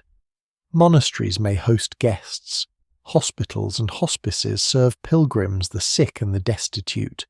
Inns provide food and lodging for those who can pay. Parish communities may offer temporary aid. A traveller can survive because institutions and households recognise that roads create vulnerability. Yet hospitality is never unlimited. It is shaped by status, reputation, language, gender, season, and scarcity. A well-dressed pilgrim with companions may be welcomed differently from a ragged stranger arriving alone in a hungry year. Charity opens doors, but fear closes them. Pilgrims occupy a special category. They are travellers with a recognised sacred purpose, and that purpose can protect them, though not absolutely. A pilgrim badge pinned to a hat or cloak signals destination and devotion. A shell from Santiago, a sign from Canterbury, a token from a local shrine, these small objects are not only souvenirs, but evidence of movement and identity. Pilgrimage can be undertaken for penance healing, thanksgiving, vow, fulfillment, curiosity, grief, or hope. It can be local, regional, or international. The pilgrim walks through a world arranged in part to receive such movement. Shrines, roads, hostels, bridges, guide traditions and stories of miracles. But pilgrims also face theft, fraud, exhaustion, disease, exploitation, shipwreck, and disappointment. The sacred road is still a road. Merchants move differently, though they share many risks. Trade ties medieval regions together through wool, cloth, grain, wine, salt, fish, spices, metals, timber, leather, books, horses, dyes, and countless smaller goods. A merchant must know prices, weights, measures, tolls, currencies, credit languages, political conditions, and the reliability of partners.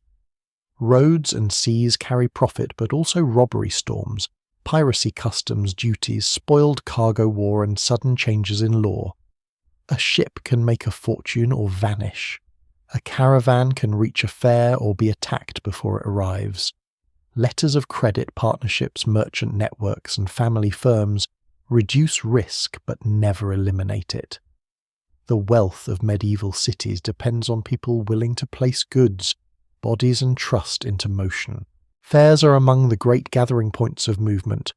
At major fairs, merchants from different regions meet to exchange goods, settle accounts, arrange credit, hear news, and display wealth. A fair can turn a town or field into a temporary world of tents, stalls, animals, guards, clerks, money changers, entertainers, thieves, cooks, and strangers. It creates opportunity and tension. Local authorities regulate weights, measures, disputes, and security because trade requires order. A merchant who cannot trust the fair will not return. A thief knows the fair is rich. A beggar knows crowds may give. A spy or messenger knows news is abundant. A disease may also find opportunity there. No single explanation fully accounts for how fairs shaped medieval economies, because their importance rises and falls with roots, politics, and urban growth. But they reveal something essential. Movement is not marginal. It is central to survival and wealth. Soldiers and mercenaries are another class of traveller often feared for good reason. A soldier away from home may be hungry, unpaid, armed, and accustomed to taking what is needed. Not every soldier is lawless, and armies vary in discipline, but civilians have reason to fear men who move under military necessity. Mercenaries, routiers, and unemployed soldiers can become especially dangerous when wars pause and armed men are left without pay or purpose. They may form bands that raid, extort, or sell service to the next lord. For them, survival may mean violence as labour. For villagers along their route, their survival means someone else's loss. The evidence remains incomplete because official accounts often distinguish legitimate war from banditry more cleanly than suffering communities could. Outlaws and fugitives live in the imagination of the Middle Ages with unusual force. Forests and borderlands become places where authority thins, though never disappears entirely. Some outlaws are violent criminals, some are debtors, escaped serfs, accused men, political enemies, displaced soldiers, or people who have broken law and cannot return. Popular legends may turn the outlaw into a figure of justice against corrupt power, but real outlawry is precarious. Without lawful protection, a person becomes vulnerable to betrayal, hunger, exposure, and execution. To live outside the law is not romantic freedom. It is survival without recognized shelter. Migrants occupy a more ordinary but equally important category. Rural people move to towns for work. Workers move after plague when wages and opportunities shift. Young servants move between households. Craftsmen move to complete training. Poor families move after harvest failure. Some migration is seasonal, tied to harvest herding, building, fishing, or trade. Some is permanent. Movement can improve life, but it can also turn a known poor person into a suspicious stranger. Local communities often distinguish between their own poor, who may have claims on charity, and outsiders, who may be seen as threats. Settlement belonging and entitlement to aid become crucial. A person can be hungry anywhere, but being hungry among strangers is more dangerous. Religious minorities and cultural outsiders face survival challenges that cannot be reduced to travel alone. Jewish communities in medieval Europe, for example, often live under specific legal protections and restrictions, sometimes directly tied to royal or princely authority, while facing hostility, economic limitation, forced segregation, in some contexts, accusations, expulsions, and periodic violence. Their survival depends on community organization, learning trade, money lending in some regions where other occupations are restricted, negotiation with rulers and resilience under pressure. Muslim communities under Christian rule, Christians under Muslim rule, and other minority populations across borderlands experience varied conditions depending on local law, conquest, taxation, tolerance, and conflict. Scholars still debate many regional details, but the broader truth is clear: to be marked as religiously or culturally different can make survival depend on politics far beyond one's control. Language can be a wall. A merchant may overcome it through interpreters, repeated routes, trade jargon, or multilingual partners. A pilgrim may manage with signs, badges, and the shared rituals of Christianity. A poor migrant may struggle. Accent reveals origin. Clothing reveals status or foreignness. Food customs, prayer practices, grooming, and names can all mark a person as belonging or not belonging. Medieval people are capable of curiosity and hospitality toward difference, but also suspicion and violence. A stranger can bring news goods, holiness, labor, and profit. A stranger can also be imagined as carrier of disease, theft, heresy, espionage, or moral disorder. The same road that enriches society unsettles it.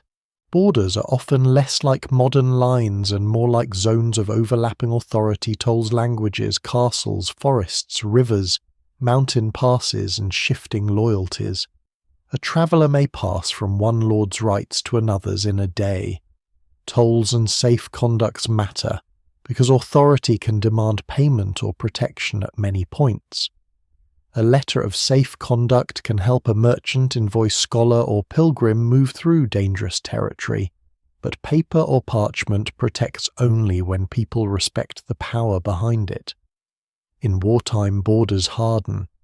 In frontier regions, survival may require knowing which castle controls which road, which language to speak, which faith is dangerous to display, and when to turn back. Sea travel adds its own dangers. Medieval ships connect worlds, but they are small against weather. Storms, reefs, pirates, poor navigation, spoiled water disease aboard, and shipwreck threaten merchants, pilgrims, soldiers, fishermen, and migrants. Ports are gateways of profit and infection, cosmopolitan and suspicious. Sailors live with practical knowledge of winds, currents, stars, coastlines, harbours, rope sail, hull, and cargo. Their world is mobile, skilled, and dangerous. A fishing community may know the sea as food and grave at once. A pilgrim sailing toward the Holy Land or across a shorter channel may discover that devotion does not calm waves. Beggars, performers, and itinerant workers survive by reading people quickly. A song trick story prayer displayed wound. Holy claimcraft skill or willingness to do dirty work can turn a stranger's attention into bread. But mobility invites regulation. Authorities fear wandering people because they are hard to tax, supervise, or place within stable obligation. After demographic and economic disruptions, laws against vagrancy and unauthorized movement become more severe in some regions. The laboring poor may see movement as a route to better wages, while elites see it as disorder. The road becomes a political space, yet movement also keeps medieval society alive. Without travellers, villages would be more isolated towns, poorer shrines, quieter universities, emptier armies, slower rulers less informed, and markets thinner. Ideas travel with bodies, farming techniques, songs, heresies, medical recipes, gossip, legal habits, architectural styles, saints' cults, stories of distant disasters, and news of opportunity. A peddler may bring needles and rumours. A pilgrim may bring a badge and a miracle story. A merchant may bring credit and plague. A student may bring argument. A refugee may bring trauma and skill. The world changes because people move even when movement is dangerous. For the traveller, survival depends on balancing visibility and disguise. A pilgrim wants to be recognized as a pilgrim. A merchant wants to be recognized as trustworthy, but not so wealthy as to invite attack. A fugitive wants not to be recognized at all. A migrant worker wants to appear useful, not threatening. A woman travelling alone may face dangers that make companionship, pilgrimage groups, kin networks, or institutional shelter especially important. A stranger at a gate must decide how much truth to tell. In the medieval world, identity is not carried in a passport alone. It is performed through speech, clothing, companions, tokens, letters, scars, tools, and reputation, if reputation can travel that far. By the time a traveller reaches shelter at dusk, the day has tested more than endurance. It has tested the social imagination of everyone encountered. Who deserves bread? Who may sleep inside? Who is dangerous? Who is holy? Who is profitable? Who is diseased? Who belongs? These questions are not abstract. They decide whether a door opens.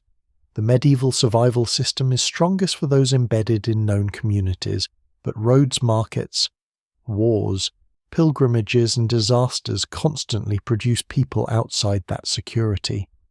The stranger reveals both the generosity and fear of the age, and still the road continues.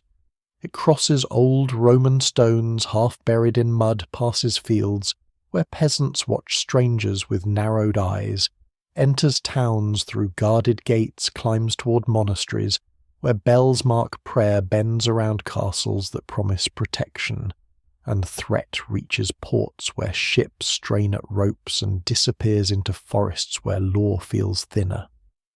Some who take it return home with stories, goods healing wages or sins forgiven. Some never return. Their traces are harder to find: a coin lost near a ford, a pilgrim badge in a river mud, a burial far from birthplace, a name in a hospital register, a rumour in a court roll.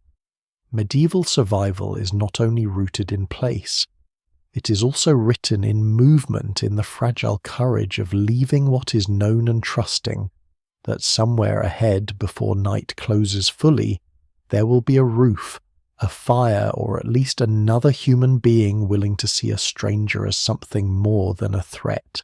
What remains of medieval survival is not always what medieval people meant to preserve.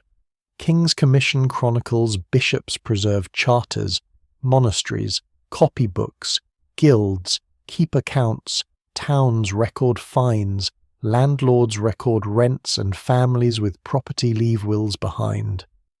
But the deeper evidence often survives by accident.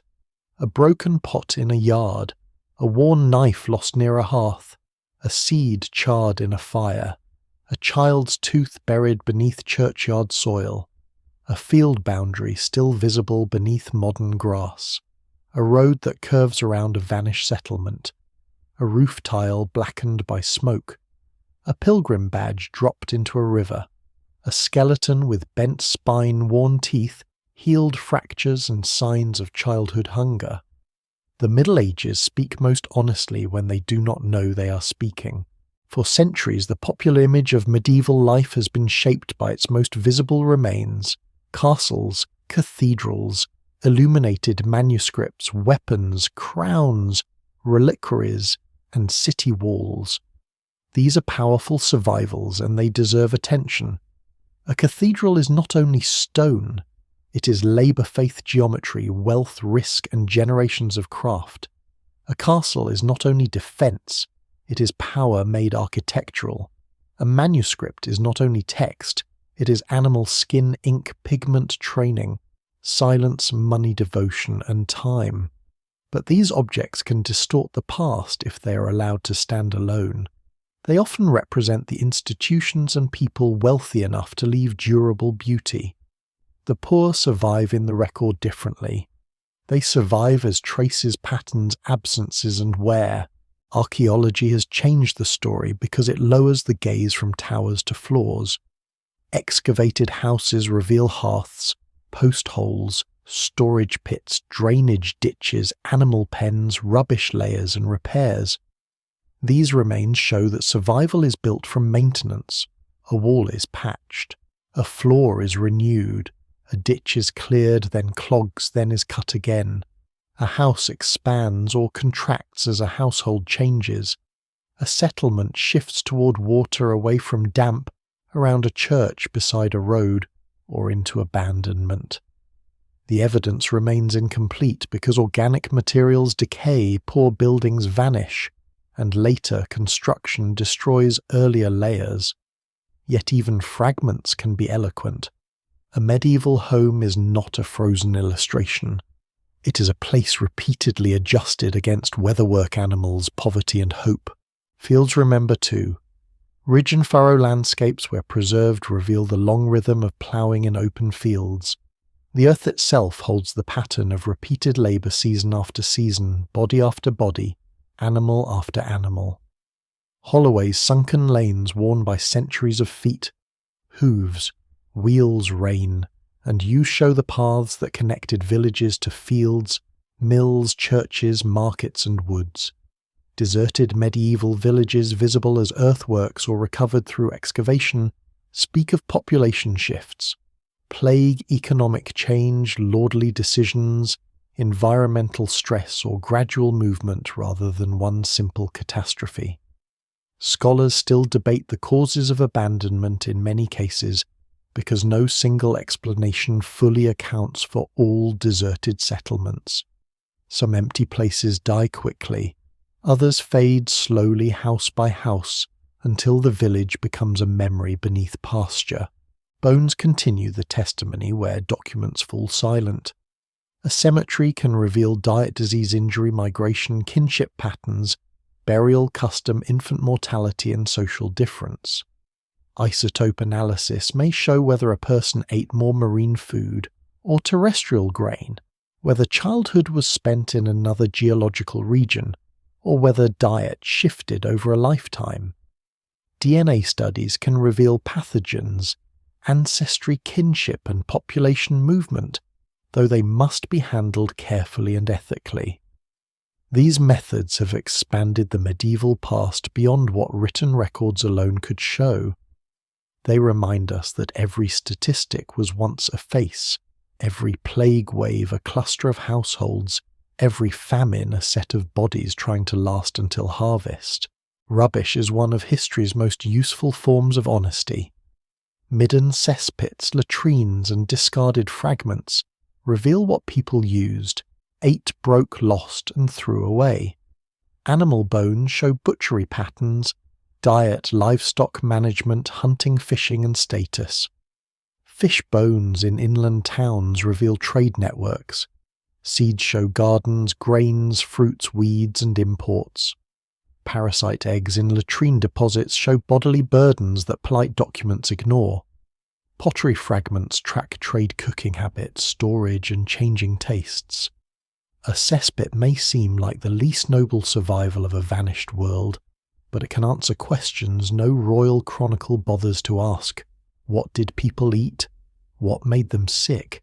What passed through their hands? What entered their bodies? What left them weakened? Tools also carry memory. A sickle, spindle, whirl, loom, weight-awl, horseshoe, knife, fish hook, ploughshare, needle, key hinge or cooking pot is an argument against the idea that medieval life was vague and primitive. These objects are precise responses to need. A good tool saves time, reduces strain, increases yield, or protects resources. Even simple tools demand knowledge how to shape, use, sharpen, mend, and replace them. The survival of a tool in the ground may be accidental, but the object itself is evidence of skill. It shows that medieval survival is not merely endured, it is engineered at household scale. Manuscripts and records, for all their limits, remain essential. Court rolls show quarrels over grazing ale, assault, inheritance, debt, labour service, and boundaries. Account books reveal grain yields, wages, rents, purchases, repairs, livestock losses, and the price of scarcity. Wills reveal household goods, religious hopes, family tensions, charity memory, and the value placed on beds, pots, clothing tools, animals, and small sums of money. Medical texts preserve learned theories and remedies. Miracle collections reveal what people feared and hoped to have healed. Sermons show moral anxieties. Laws show what authorities wanted controlled. No document is a transparent window, but each is a shaped piece of a larger structure. The challenge is to hear ordinary lives through records that often cared about them only when they became legally, spiritually, or economically significant. One surprising detail is how often survival appears in records through conflict. Historians learn about common rights because someone violates them. They learn about women's brewing because ale is tested and fined. They learn about poverty because institutions distribute alms or authorities regulate begging. They learn about labour because workers resist wages rise or lords complain. They learn about family care because inheritance is disputed. Harmony leaves fewer documents than trouble. This can make the medieval world seem more quarrelsome than it always was, but it also reveals the pressure points. Conflict marks the places where survival systems matter most. The legacy of medieval survival is not confined to museums or ruins. Many modern landscapes still carry medieval structures beneath later change. Parish boundaries, village plans, field names, road networks, market towns, church sites, woodland rites, drainage patterns, and legal habits. Some hedgerows follow old divisions. Some towns still gather around medieval market spaces. Some cathedrals remain active places of worship. Some surnames preserve occupations or places tied to medieval life. Languages carry words shaped by medieval law, tradecraft, and faith. The past has not disappeared. It has been built over, renamed, paved, restored, romanticized, misunderstood, and sometimes quietly left in place. Yet the most important legacy may be less visible. Medieval survival helped shape later ideas about community obligation. poor relief labour rights, public health, town regulation, craft organisation, property inheritance, charity and local government. The responses were often unequal, religiously framed harsh by modern standards and limited by knowledge, but they were responses. People did not simply suffer without systems. They created institutions to feed, punish, heal, regulate, bury, remember and rebuild. Hospitals, guilds, parish aid, town ordinances, labour laws, courts, quarantine practices and charitable foundations all belong to long histories of trying to make life durable under pressure. No single line runs cleanly from medieval practice to modern society, but the echoes are real. The Middle Ages also leave a warning about fragility. A society may look stable because its institutions are old, its rituals repeated, its fields worked, its markets busy, and its churches full. But stability can hide thin margins. A few bad harvests, a new disease, a long war, a collapse in labour, a failure of trust or pressure on the poor can reveal how much survival depends on systems that usually go unnoticed. Medieval people understood this in their bones. They did not need abstract theories of resilience to know that grain stores' neighbours, roads, law, prayer, fuel and health were connected. When one failed, others strained. When several failed together, catastrophe entered. At the same time, the medieval past warns against contempt. It is easy to look backward and see only ignorance, filth, superstition and cruelty. Those things existed, but so did intelligence, adaptation, care, humour, craft, memory, endurance and moral imagination. Medieval people lacked modern science, modern medicine, modern sanitation, modern rights and modern comforts, but they were not lesser minds trapped in a simple age. They are human beings solving hard problems with the tools available to them. Sometimes they solved them badly. Sometimes they solved them with astonishing skill. Often they survived not because conditions were favourable, but because they knew how to live with conditions that were not. What survives in the record suggests that medieval endurance was never one thing. It was the harvest and the hearth, the court and the church, the guild and the road, the midwife and the monk, the widow in court and the child in the field, the city gate and the village ditch, the traveller's badge and the ploughman's spine. It was cooperation under suspicion, faith under fear, law under pressure, labour under exhaustion and hope under repeated assault. It was fragile but not passive. It was harsh but not empty of beauty. And this is why the remains still matter. A broken pot, a worn tooth, a deserted village, a church bell, a patched wall, a field ridge beneath grass. Each is a small refusal of disappearance. They say that people were here, that they worked, feared, believed, argued, loved, suffered, adapted, and tried again. They did not know they were living in the Middle Ages. They were living in the present, as everyone does, with winter ahead debts, due children, hungry animals, restless, and the next day requiring more strength than anyone had promised them. Their world is gone, yet not entirely. Its traces remain underfoot in archives, in bones, in landscapes, and in the long human habit of surviving by making meaning out of hardship. In the end, surviving the Middle Ages is not a story with a clean ending because survival itself rarely ends cleanly. One generation endures hunger, so the next can inherit a strip of land.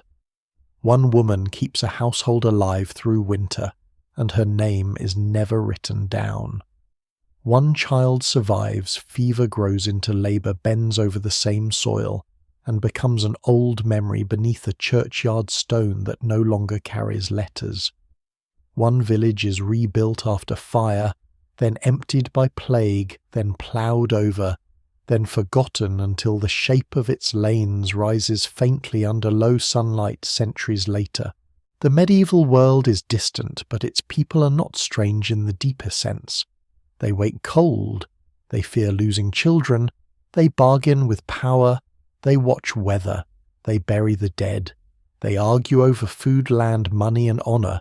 They hope that suffering means something.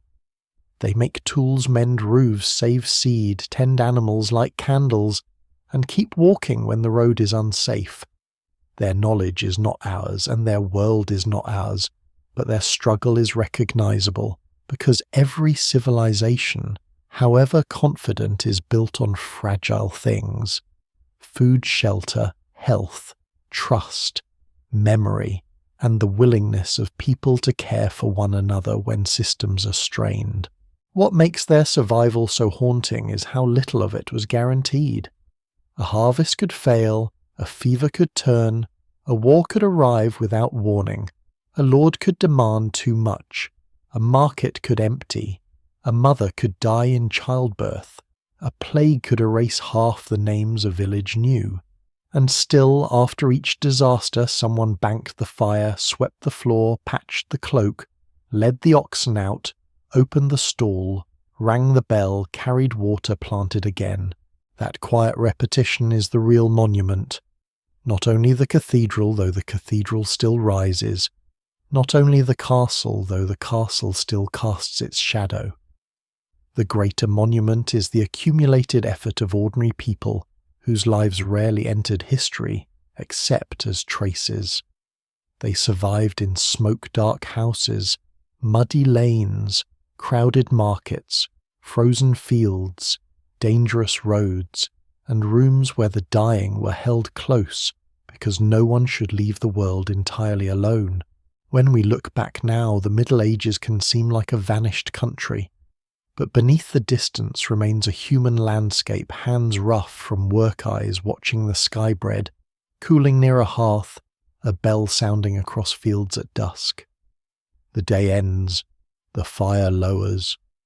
Outside, the dark gathers around the walls. Inside, someone saves the last ember for morning,